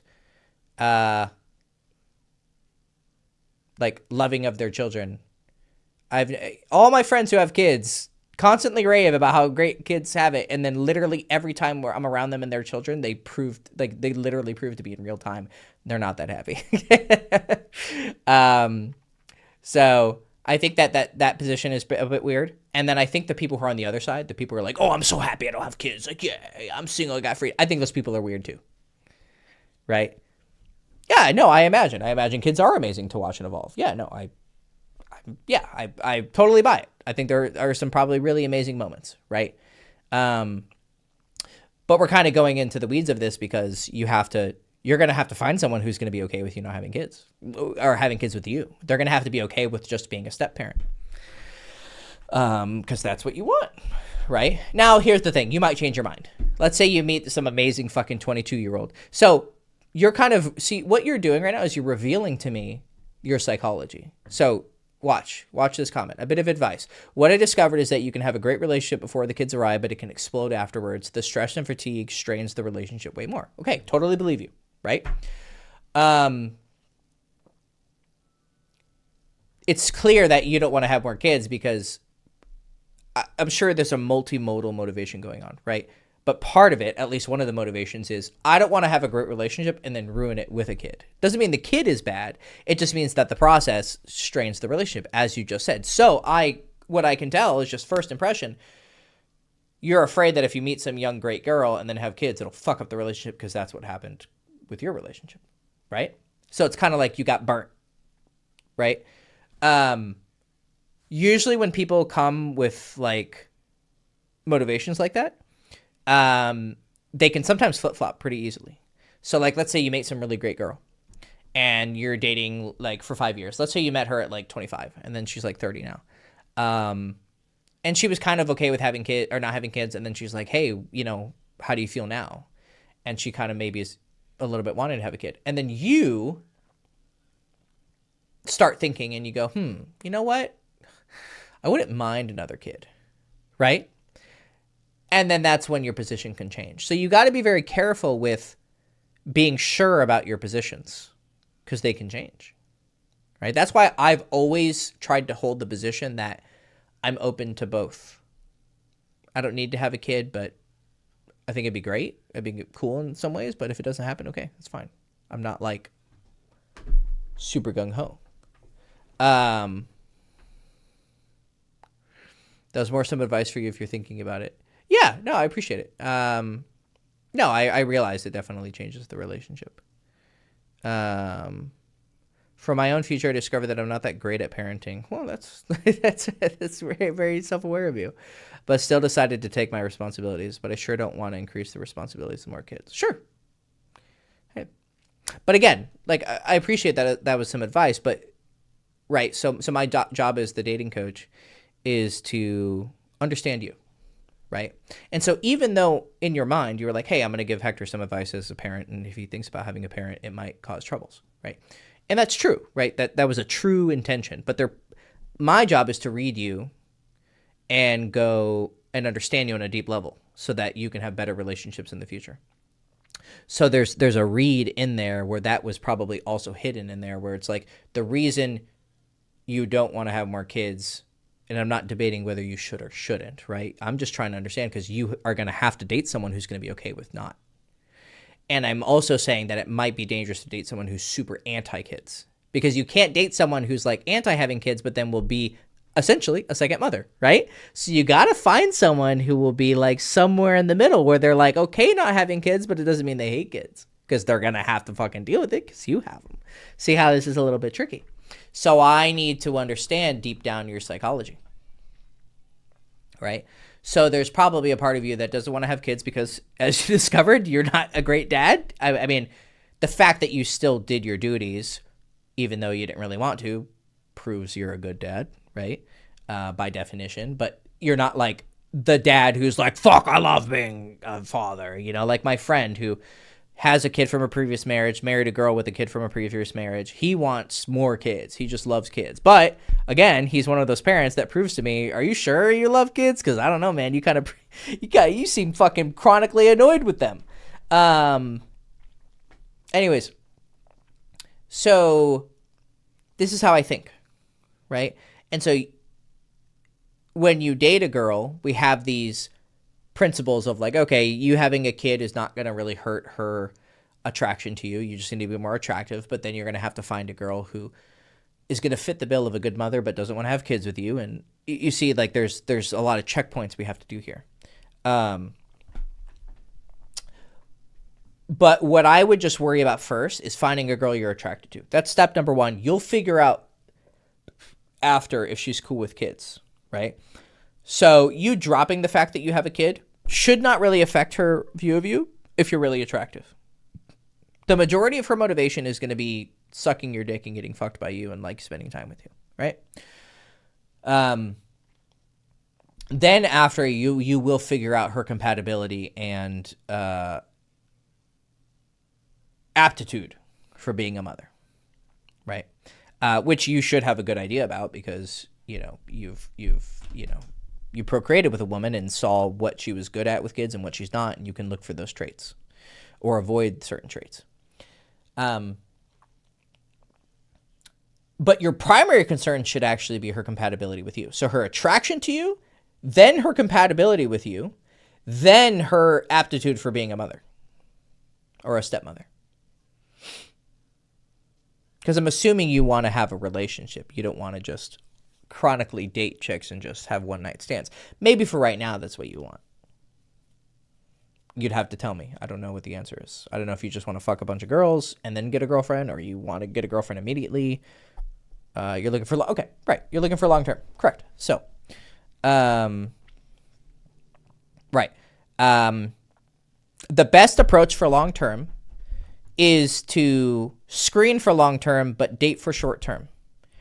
The primary foundation of any healthy relationship is lust of body and lust of personality. That's it. It's very pure and very simple. Then what conditions a long-term successful relationship is after that's established, you think they're fucking hot, you want to fuck them, and you like being around them.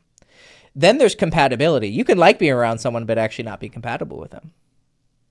And you can be compatible with someone and not like being around them. Like someone's good for you, they're compatible with you, but they're boring, right? That can happen.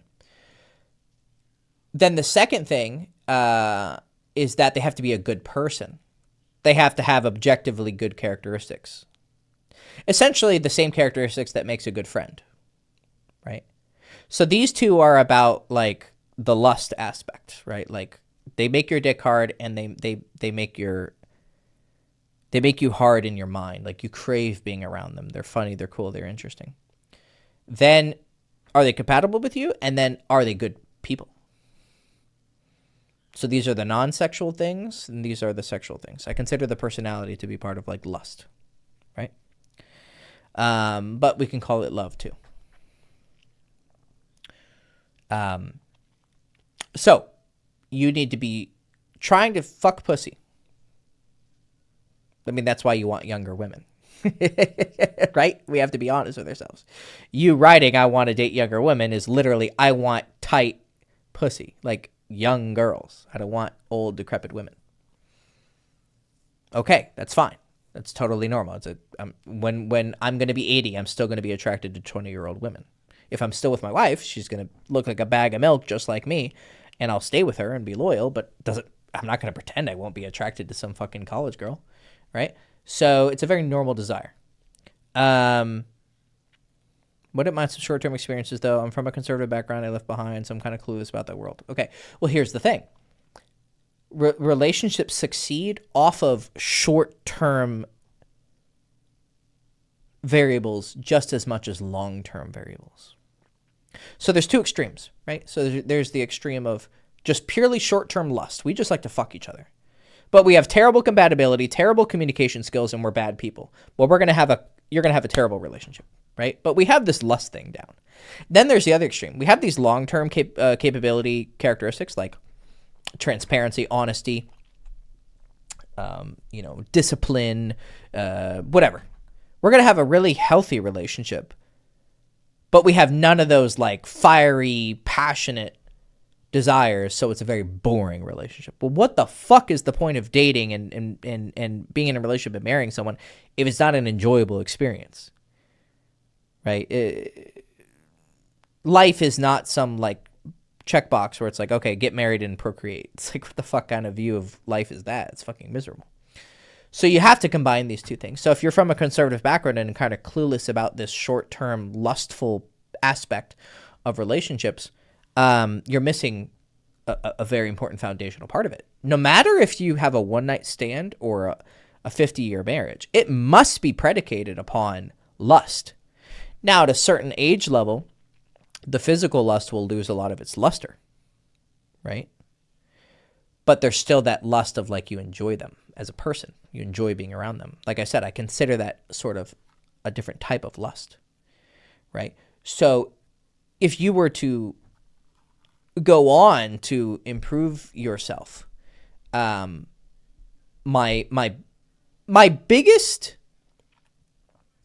I haven't gone on video with you yet. You know, I'd have to like see you and experience you. But my initial hypothesis would be, just from your testimony, that your biggest weakness is probably that you're a little bit on the boring side, right? And you're not exactly triggering that side of women that's like, they are like super lustful for you and want to like, you know, their pussy is dripping wet and they want to like get fucked by you really hard. And that would be the thing that we would need to work on. I mean, you're coming off as a well-spoken, self-aware, mature man. Like, you proved your maturity by confessing that you don't feel like you're a good parent. Like, that takes a certain amount of virtue, right? To admit that and to be aware of it. To be aware of it, first of all, then to admit it, right? So you're showing some good traits there. But just based on my experience and what you're saying is that you would struggle with the short-term stuff, especially because you confess to not having experience with it. But what people don't realize is that healthy relationships require both. They require short-term expertise, so to speak, and then long-term expertise. So what I would advise to you is, like, to get back on the market is you need to start building these skills.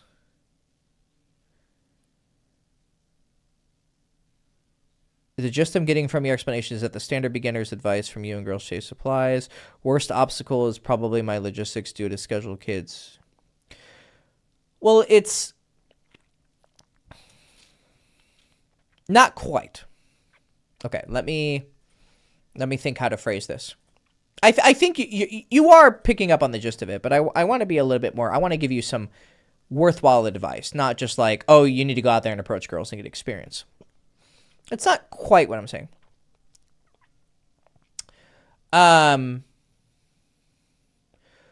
What I'm specifically honing in on, besides you obviously needing to get out there, like scheduled kids, boring suburbs, none of that is an excuse. Just like, you know, talking to Brian, I don't know if you heard my speech with Brian. Like, you need to be willing to drive to the city and go approach girls. You need to get more active socially. Unless you're like, let's be really honest. Elon Musk runs how many companies? And he has 10 baby mamas, right?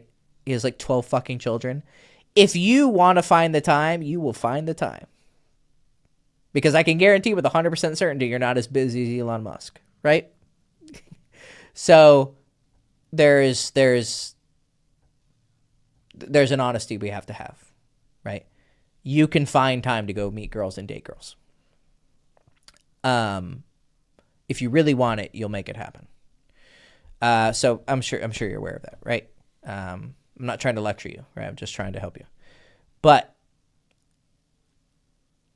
yes, being boring, definitely. You seem like a normally sociable, healthy guy. Like, you don't seem like you're fucking autistic or, you know, super uncalibrated, right? Or who knows? I don't know. A lot of people are on the fucking spectrum these days. But, yeah, you definitely need to develop a sexy side. And you need to develop a oof, which is somewhat related to sexiness, but it's a little bit broader. You're going to have to pretty significantly change your personality, I think. Right? Okay, you heard my advice. Good.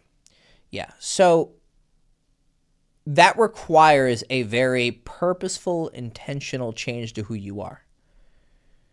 So same thing as Brian. Like, you are going to have to change who you are. And if you have attachment to who you are, that's going to get in the way.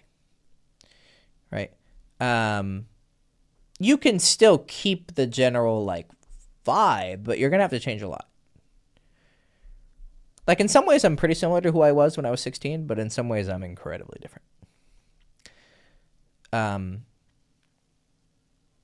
So aside from just going out and approaching more girls, you definitely are going to have to do a deep dive, but it's kind of hard without like directly coaching you, right? So if you have, you know, I don't know how successful you are, but if you have some money to spare, you could potentially sign up for coaching. If you're interested in that, you can go to that page I linked in the chat and sign up for a consultation. But, you know, you have kids, so I don't know. how well you're doing. But that is definitely the option if you really want to get success. But if you can't afford that or are not interested in that, you're not, just because you can afford it doesn't mean you actually want to spend that level of money. The advice I would have to give you, just purely off of like your few little texts to me, would be like,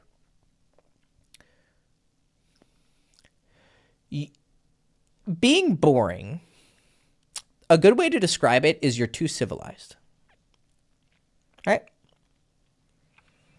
So too much of you has adapted to civilized society, which is good in some sense, but it's bad in some sense in that you've overcorrected.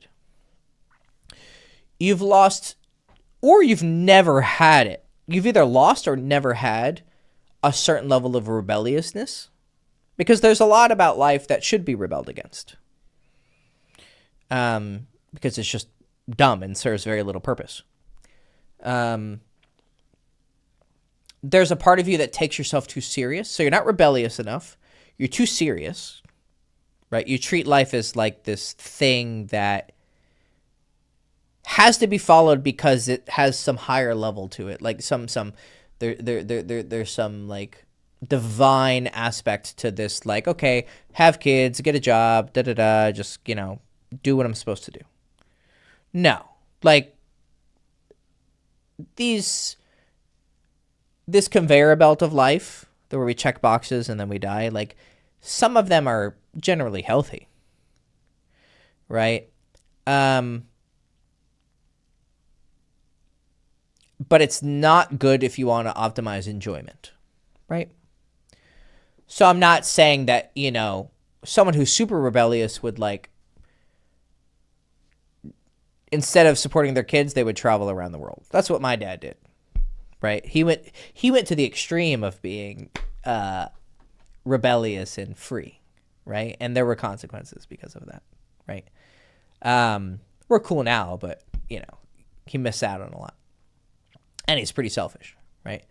But there is something admirable in his selfishness. If I was going to give advice to someone, I would say take like 25% of his wildness, right? Not 100%. So rebelliousness and boring, right? Grateful for free advice, can't afford. That's fine. Sure. That's why I'm trying to do my best, right? So boringness it's part of being rebellious, but it's about like, they're kind of sort of intimately connected. Like,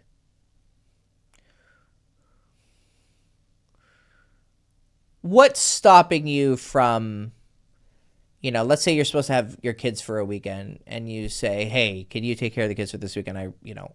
I got something I need to do.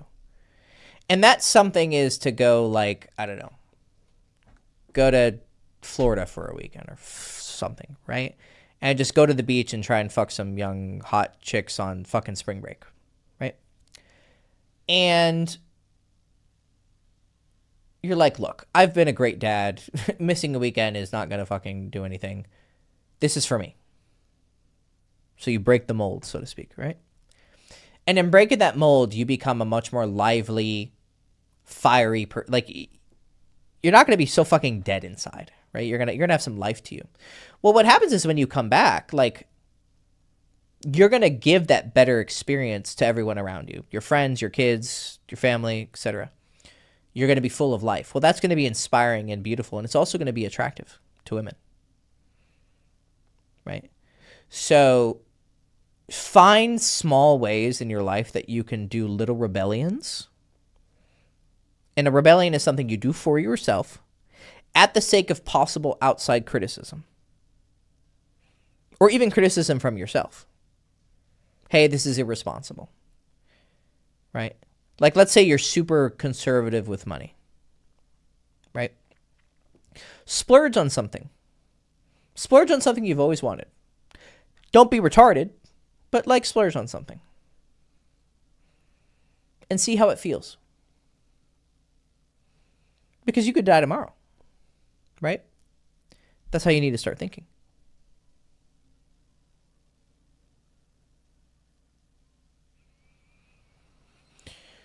Um,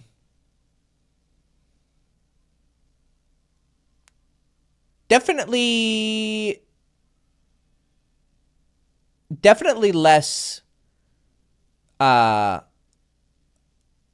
You need to avoid controlled environments. So like social dancing, right? It's a social circle. So I'm guessing it's places where people take classes or like a dance hall or something like that. Those are controlled environments. So those are kind of the opposite of rebelliousness. Rebelliousness is just traveling around and talking. Like cold approach is the highest level of rebelliousness, right? Like I'm going to break protocol and talk to some random person on the street with no context. And when I tell people it's what I do, they lose their mind. They're like, no fucking way. Like I was on a call last night with some people from my World of Warcraft guild. And there's a guy who joined the guild who military, done crazy shit, right? Does all sorts of like crazy high adrenaline stuff, has been in combat, etc. Well, when I told him that the way that I meet women is I see them on the street and I go to talk to them, he literally in the moment was like, no way that's real. You don't do that. Like genuinely surprised that I would do that.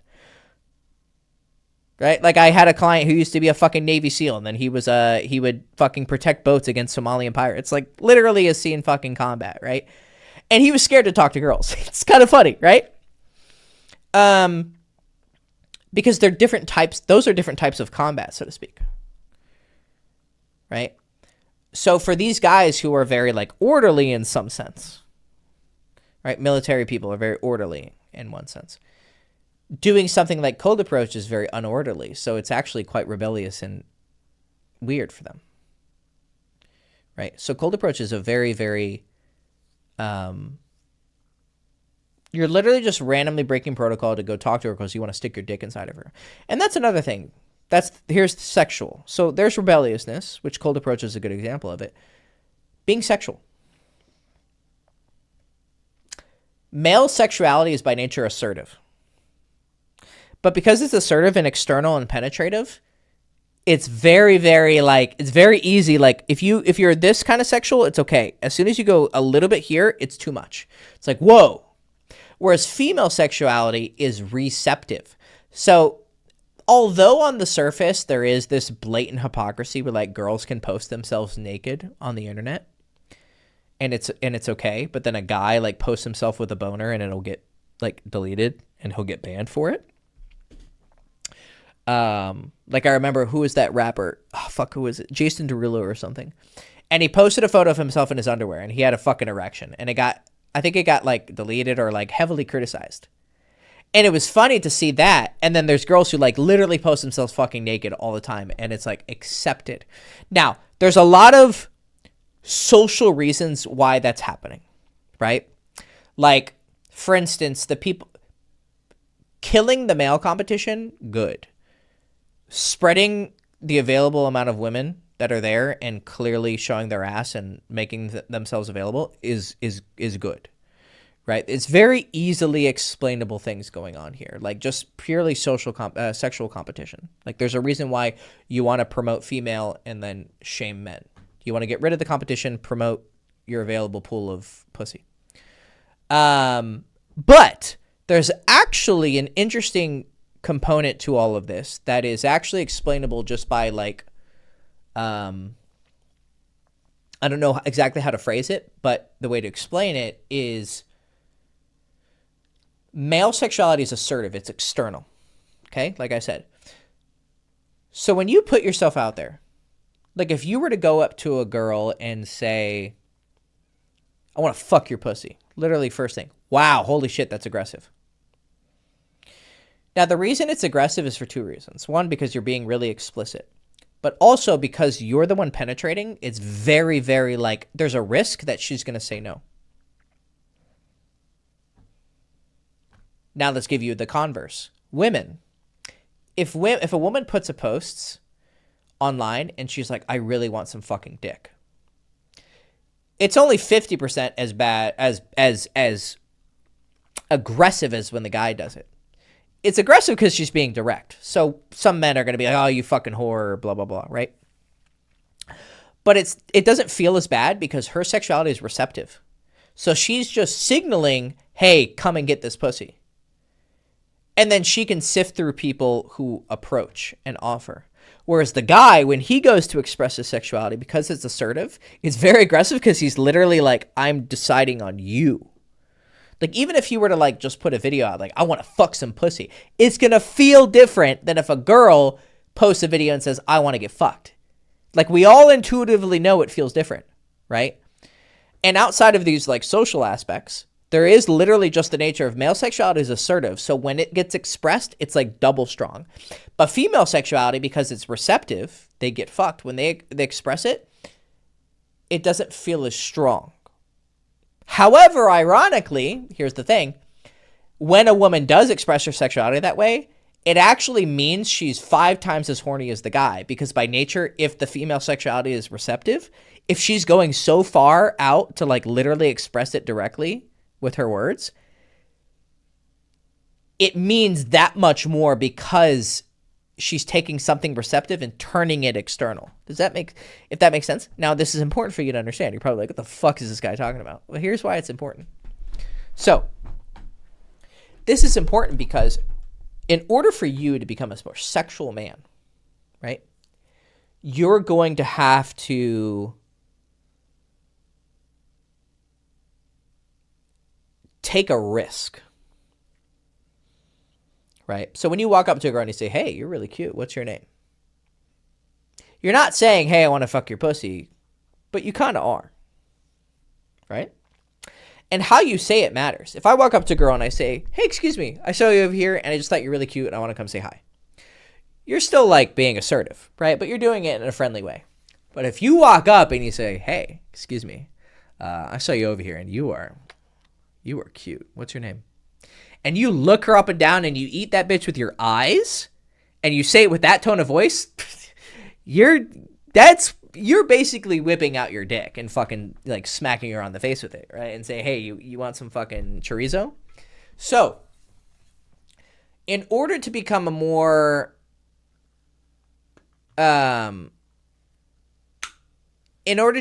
sexual man, it's very risky. Now, women have their own riskiness that they have to work on, right? They're not going to be called creeps, but they're going to be called whores. As a man, you're going to have to risk being called a creep. And you're probably going to fuck up, right? You're going to walk up to a girl and you're going to think you're being sexy. Hey, excuse me, I saw you over here. I thought you're so cute. And she's going to go, who the fuck is this weirdo, right? And it's going to suck. But it's the only way to learn, right? So it starts from the approach and it goes into like, you're going to go, you're going to go on a date with a girl, right? And you said you came from a conservative background, so you've never had a one night stand. Have you ever fucked a girl on first date? I'm guessing no. And if you did, were you the one who pushed for it? Nope, to fucking on the first date ever. Okay, right. So you're going to have to try. And that's going to require you to put yourself in a situation where you've never really had experience. And there's going to be all these things in your mind. Like you just said, it's easy to read an article and have this concept. It's a totally another thing to actually do it in practice. Right? It's a lot messier. It's not nearly as clean. All these like concepts. Oh yeah, this. Then doing it, it's very messy. It's like fighting. It's like how you think a fight's going to go is like a kung fu movie. And then how it goes is fucking weird, right? It's just like doesn't make any sense.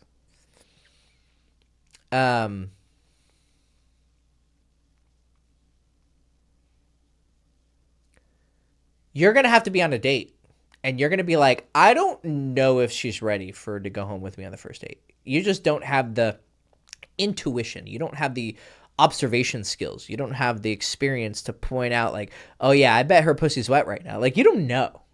Even if she drops some big hints, you might just totally, like the guy said in the video, right? My client who said she put herself in front of me 3 times. And even though it's very obvious in retrospect, in the moment you're blind to it, Or you just think, oh, it's a coincidence. Oh, it's a coincidence. Oh, it's a coincidence. But someone who's thinking sexually is thinking, nah, this bitch is doing it on purpose. Like, there's no way she's not doing this on purpose. And so you have to trust yourself too, and that takes courage.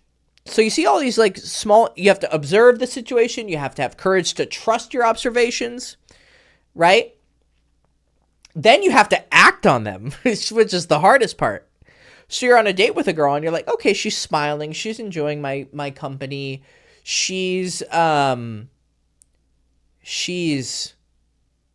think she likes me. But then you have to ask yourself, does she like me enough to suck my dick 2 hours into this date? Because that's a big, you're kind of going all in, right?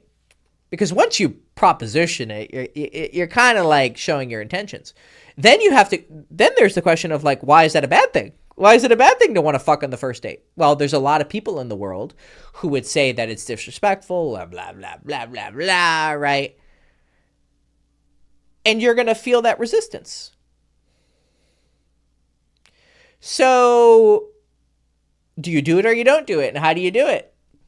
Do you say, hey, you want to come suck my cock? Or do you say, hey, you want to go watch a movie at my place? There's a, hey, do you want to get out of here? Where are we going? Back to my place. Why? Right? And in order to practice being sexual, you're going to have to start getting honest at some point. You usually have to reveal, I want to have sex with you. Now, I know that in most cases, it goes over pretty positively when you're being honest. But you haven't been in that position many times, so you might feel as if, I don't know, it's weird. Oh, yeah. See, like you're saying, day game is utterly terrifying. So that's a lack of sexuality. There is something inside of you that says X and Y reason is enough to stop me from expressing my sexuality. Because that's what you're doing when you approach a girl. You're expressing your sexuality. Now, there's a certain level of directness.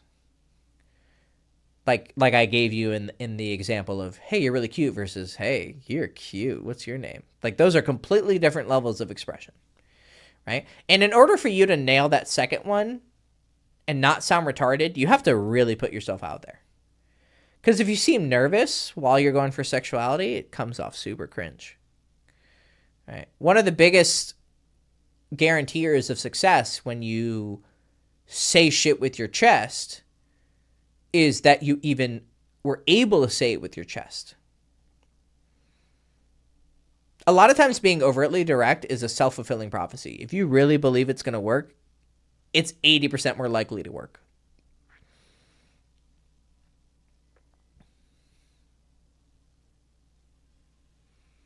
I get smiles from girls summer regularly in public transportation after exchanging glances, though, so I feel like I'm missing opportunities. Well, like I said, you seem like a nice guy, and you might be good looking and tall, which can help, right? But inside, you're a 5'4" nerd.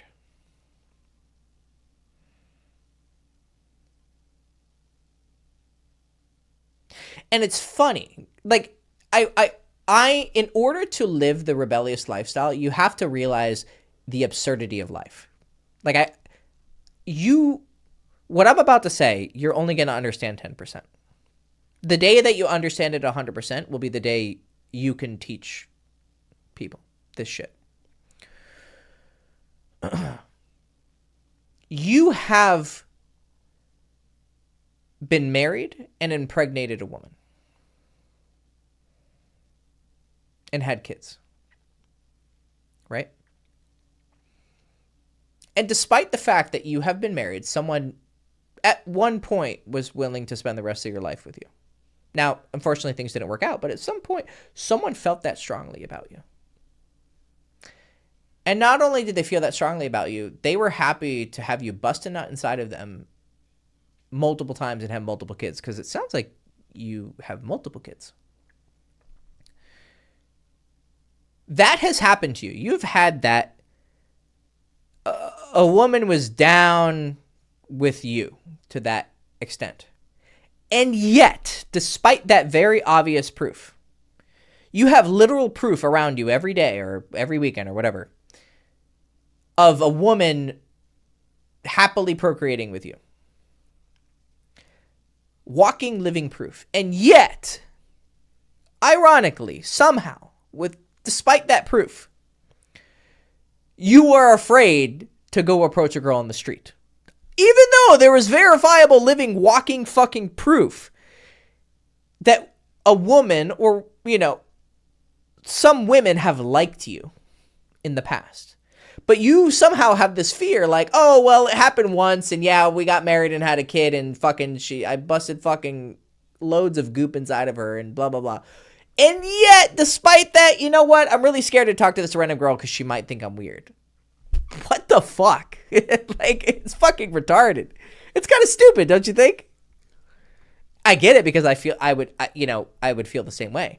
But when I stopped really caring about girls too much is when I looked back at how much success I had and I went, okay, no matter how insecure I am, no matter how retarded I am, no matter how fearful I am, I can't deny the proof. The proof is in the pussy. The proof is in your children. Like they are literally living advertisements that you are desirable to a certain extent. And yet you're scared to approach a woman. It doesn't make any fucking sense. Right? So, the same thing, everything in life. Everything in life is the same thing. When I started coaching, I was very scared. I knew what I was talking about, but I didn't know I could deliver it. Two very different skills. And so I only charged, $1,500 for a 12-week program. Then I got more confident in myself. I was good enough in the very beginning to probably charge $6,000, I would say. Then I got more confident and I was like, all right, I'm going to charge $4,000, right? For a 12-week program. And then I was like, you know what? People are saying yes to this. You know what? Will people say yes to $6,000? Okay, people are saying yes to $6,000. Okay. Then I remember I realized the lesson that I'm telling you right now. I realized it about myself, very clearly. And I was like, okay. This is how everything in life works. Once you date a cute girl, you get confident to date a hot girl. Once you date a hot girl, you can date this or that or this, right? It's not always so gradual. When you're really new, you can fuck a 10 out of 10, actually, sometimes. It's not like this, linear growth pattern. But let's just think of it that way. As you start to get more success, you become more confident, and then you go for more and go for more, and go for more, and go for more. So I knew how it worked with women. The more success you get, the more success you think you can get, so it starts to compound. It's just like you put money in the market, right? You put $100,000 in, it grows at 7%, and then you take that $7,000 and it stays in the account, and then now you're investing $107,000. Then it compounds, and now it's 7% of 107, not 7% of 100. So it's whatever the fucking math is, right?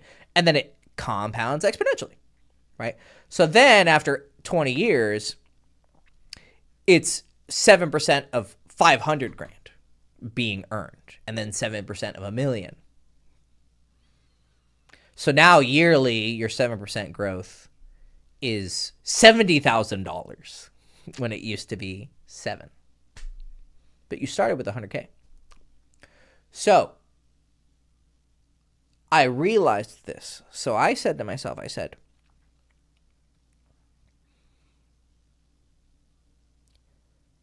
I'm going to go for 10. Big jump. And I remember telling Chase that I was going to do this. He didn't believe it. He's like, I don't know, Hector. It's kind of risky. The moment he said that, I knew it was the correct thing to do.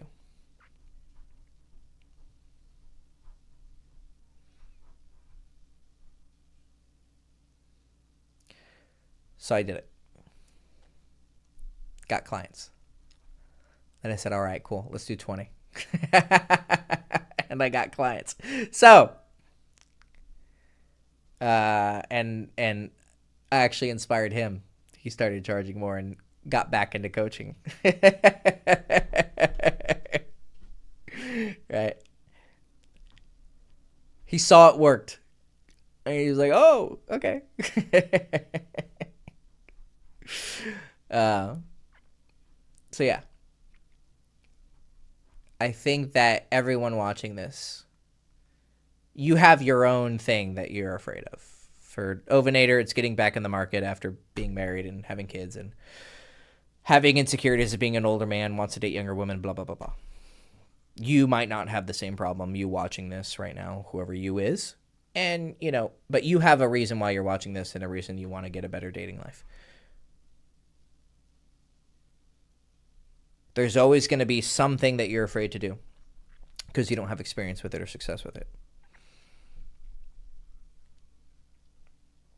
Just push.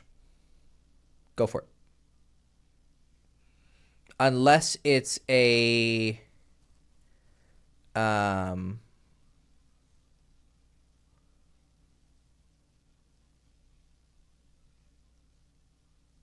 unless there's a moral boundary, and the only morality you should be worried about is hurting someone else or stealing from someone else or lying to someone else. Right? Don't kill, don't lie, don't steal, don't commit adultery, and stay away from substances that destroy your mind. Right? These are the basics. As long as you're not doing any of those things, go for it.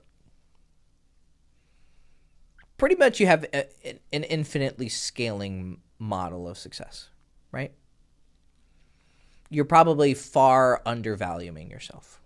Or, talking to Omar right before, where he said he feels lesser when he talks to a girl and they reject him and they look at him and he gets this feeling where he knows deep inside she sees him as lesser than.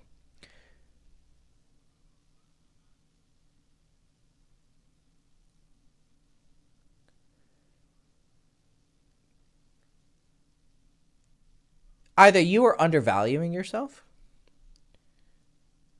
or you are actually not as good as you should be and you are perfectly valued by the market, and so you need to provide a better product. And usually those go hand in hand. When you start to believe you're worth more, you will by nature be worth more. But the work has to match the product. So when I started charging $10K, I was comfortable. It was a risk, but I was also pretty confident in it. And then I proved time and time again that I'm worth it. A client would be in a situation and I literally like fucking mind read what's going to happen. Hey, you're going to say this and she's going to say this. It just happened last night. I had a client and he had been having these e-dates with this girl, and she's very heavily on the spectrum. Like, this chick is fucking autistic as fuck. Pretty cute though. And she at some point had grilled him about his dating experience, like asking super directly what his experience is. And he got really embarrassed and he ended up lying. And she fucking called him out on it. And basically kind of started lecturing him.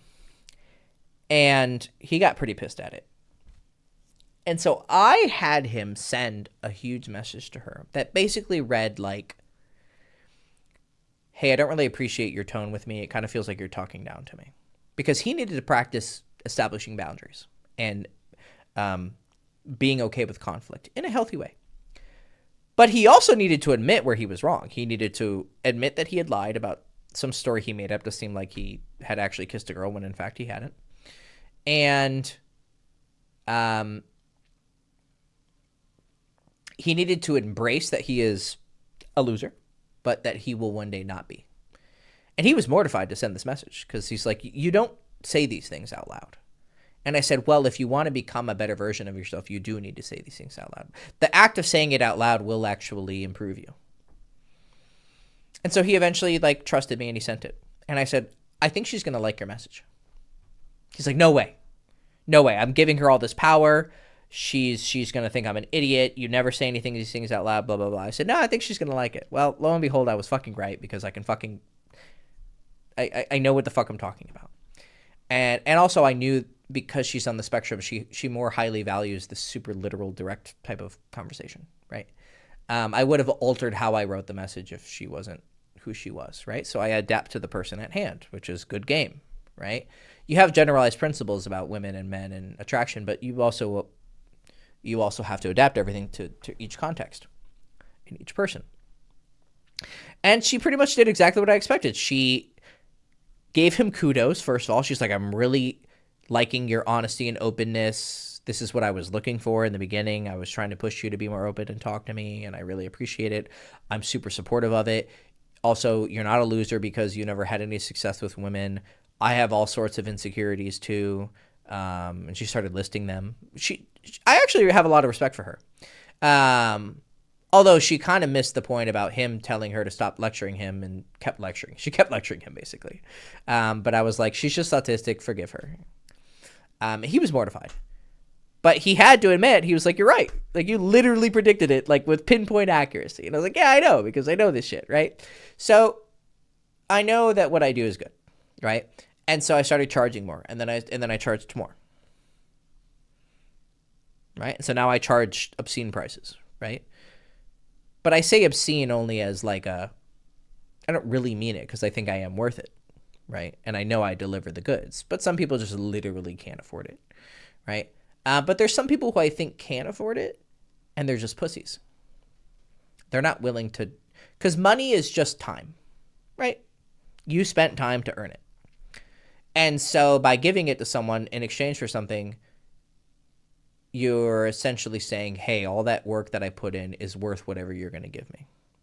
So I know I'm worth it. Other people don't, which of course is partly my job as a marketer or a sales, to actually sell it. But I think that a lot of people in life, again, going back to my earlier example when I said that people will say they don't have time for things, and it's like, that's just not true, right? Like, I have things I'm working on, and I'm working on them very slow, and I'll just be honest. I'll just say I'm lazy. Like, I'm working on a book. I got like 100 and something pages. If I spent all day on it, could I get it done in the next few months? Yeah. Am I being lazy about it? And instead I'm playing World of Warcraft? Yes, 100%. Honesty is very powerful, right? My process seems to work. I eventually get things done. I just do them very fucking slowly, right? But if you want to do something, you'll find a way. Just like I joke. Elon Musk has fucking X amount of companies. And he has 10 baby mamas, 12 children with 10 different women. Like, fuck off, right? So when people say they can't afford things or they don't have time for things or this and that, I understand to a certain extent there is actual reality. I'm not retarded. But to a different extent, I think everything's bullshit.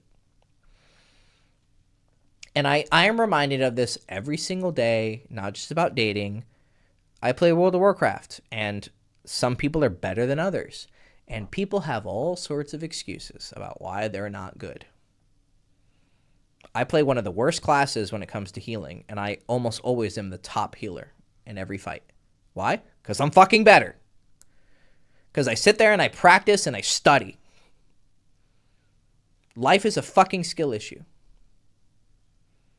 And as a Buddhist, I believe that everything is a skill issue. You're born in Africa, fucking poor and retarded, with a fucking 65 IQ.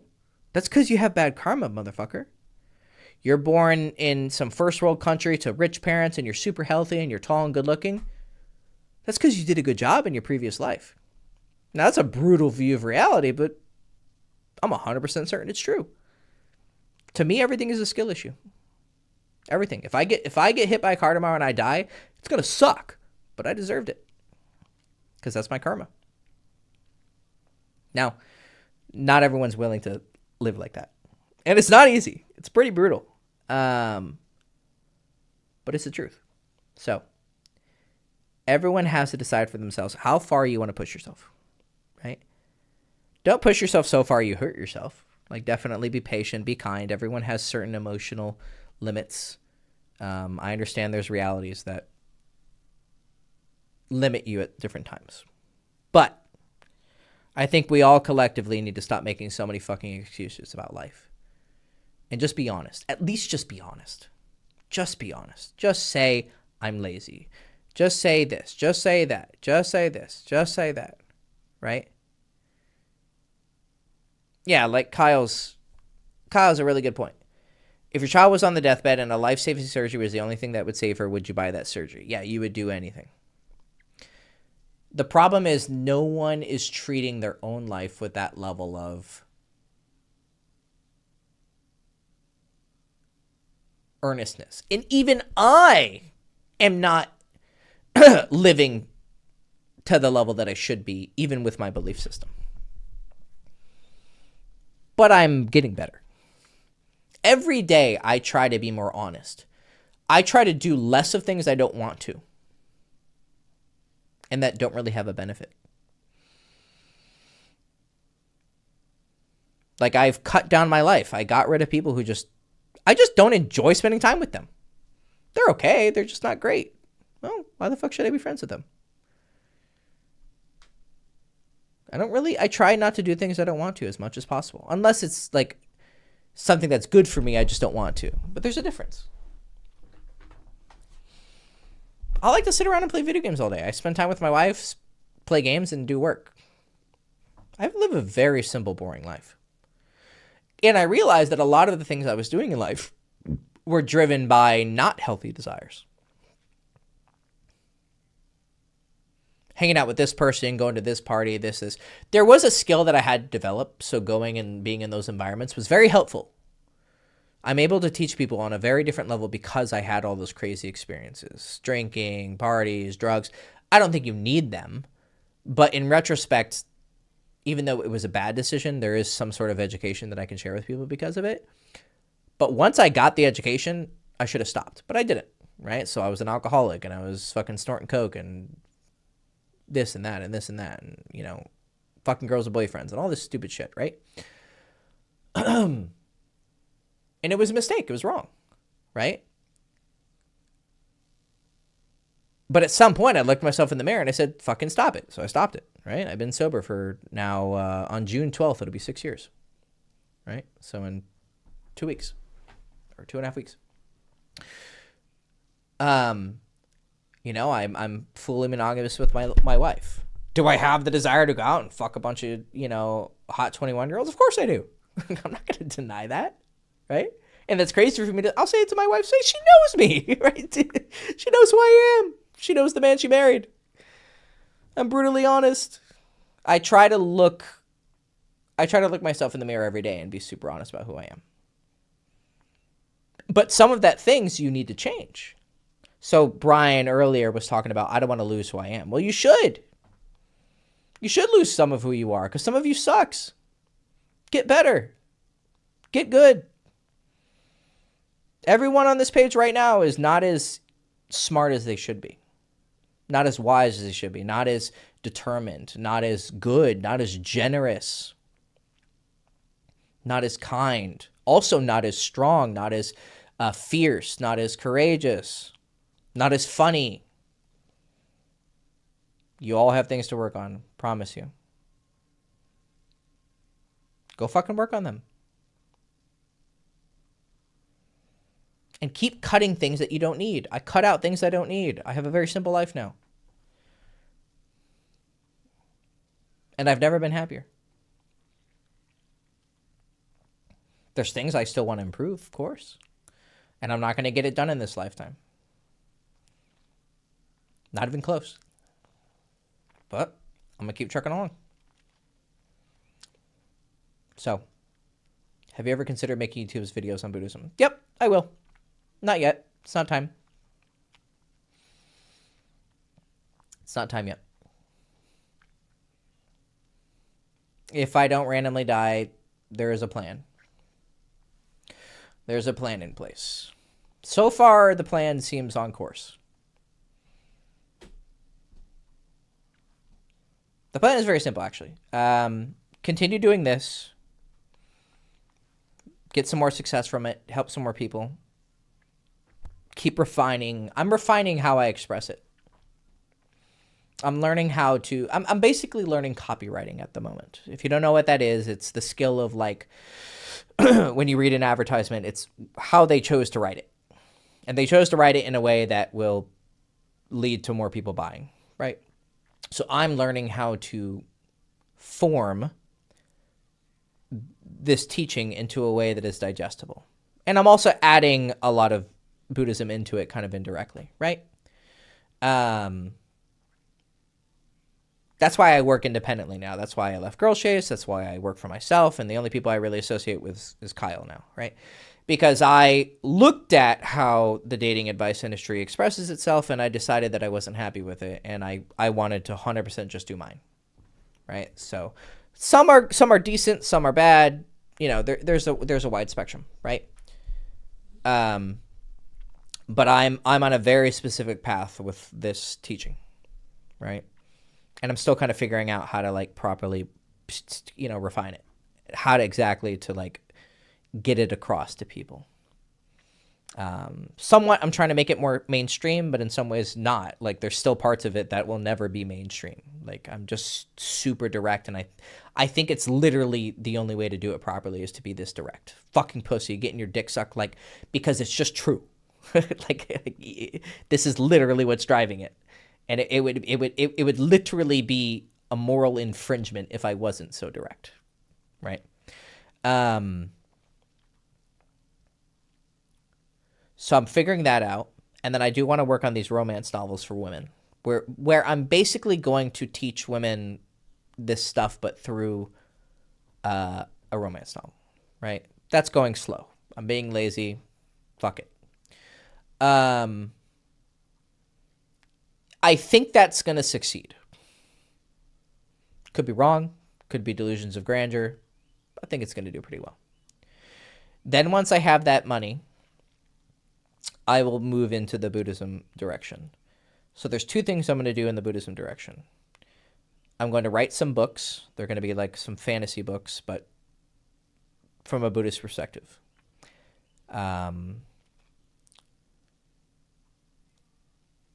And then I'm going to make some video games.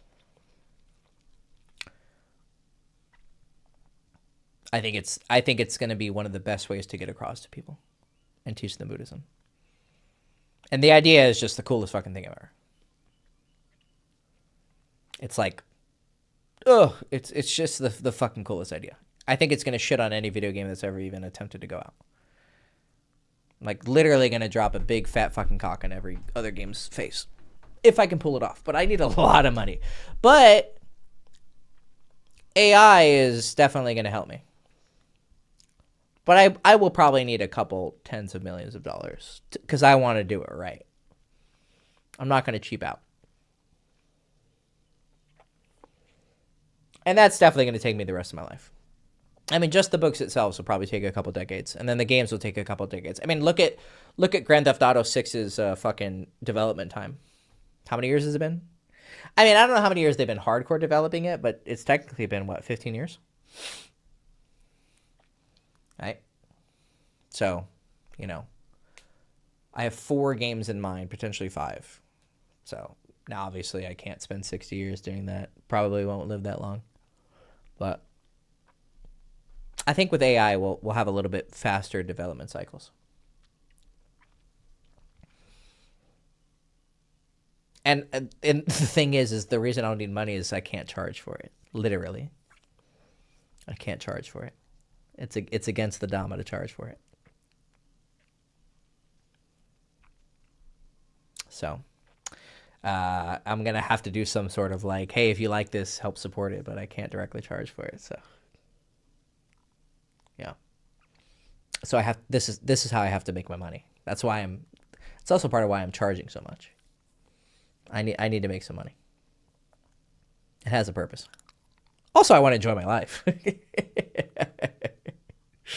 I'm not going to fucking bullshit you. I want to enjoy my life too. So,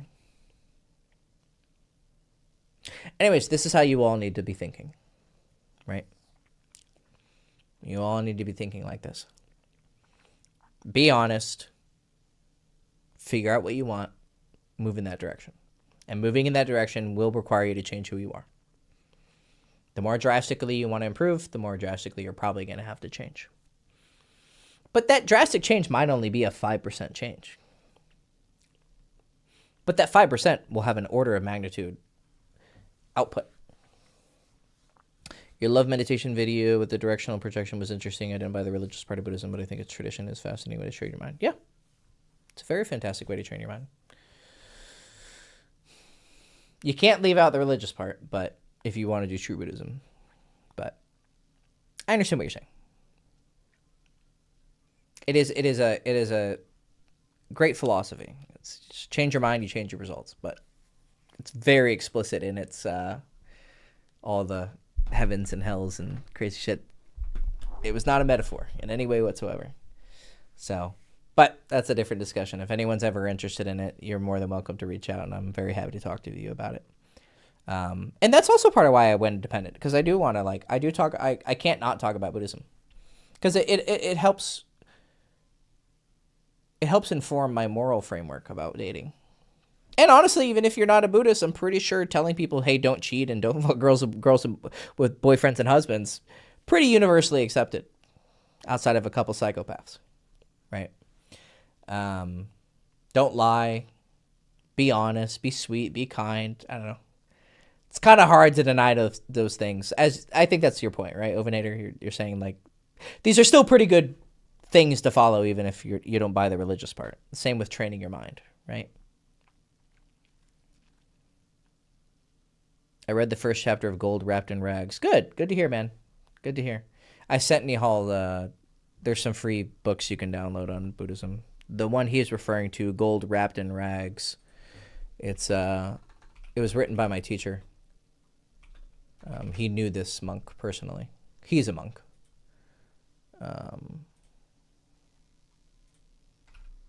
It's a story about a guy who gained enlightenment. Very interesting character. Very rough. There's the link if you're interested. It's free. You can download it, and it's written from my teacher, John Dick Silaratano, and he's the one who helped me answer my questions about meditation. He's been a monk for 50 years. Very, very, very, very interesting guy.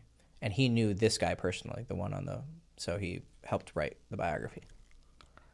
So if you've ever been interested in Buddhism and you want a very unique perspective of a fiery character, then that book is definitely good. Oh shit, Kyle, I never sent you that. That's the one I wanted you to read. Fuck, I know we ended our call early. That's the book I wanted you to read. That one? 1 second. I wanted you to read that one. And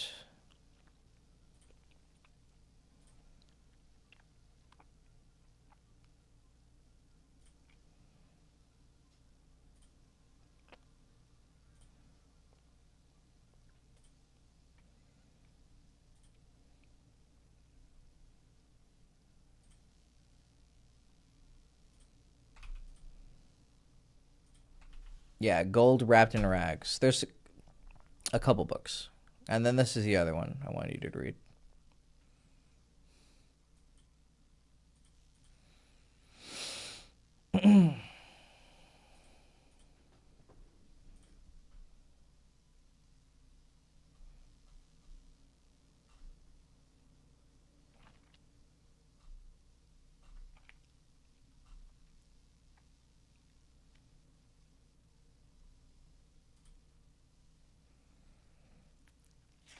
Anyways, all right, boys. 7 o'clock. I'm going to go surprise my mom. I haven't hung out with her in a little while, so I'm going to go grab some Chinese food and say hi to her and hang out with her and watch a movie. So, all right. Love you guys. Wish you all the best. I hope you get everything you've ever wanted. And as always, if you guys are ever interested in my stuff, check the description. You have a course on day game. You got a texting book. And then if you're ever interested in coaching, you can sign up on my website. Link also in the description. All right. Love you guys.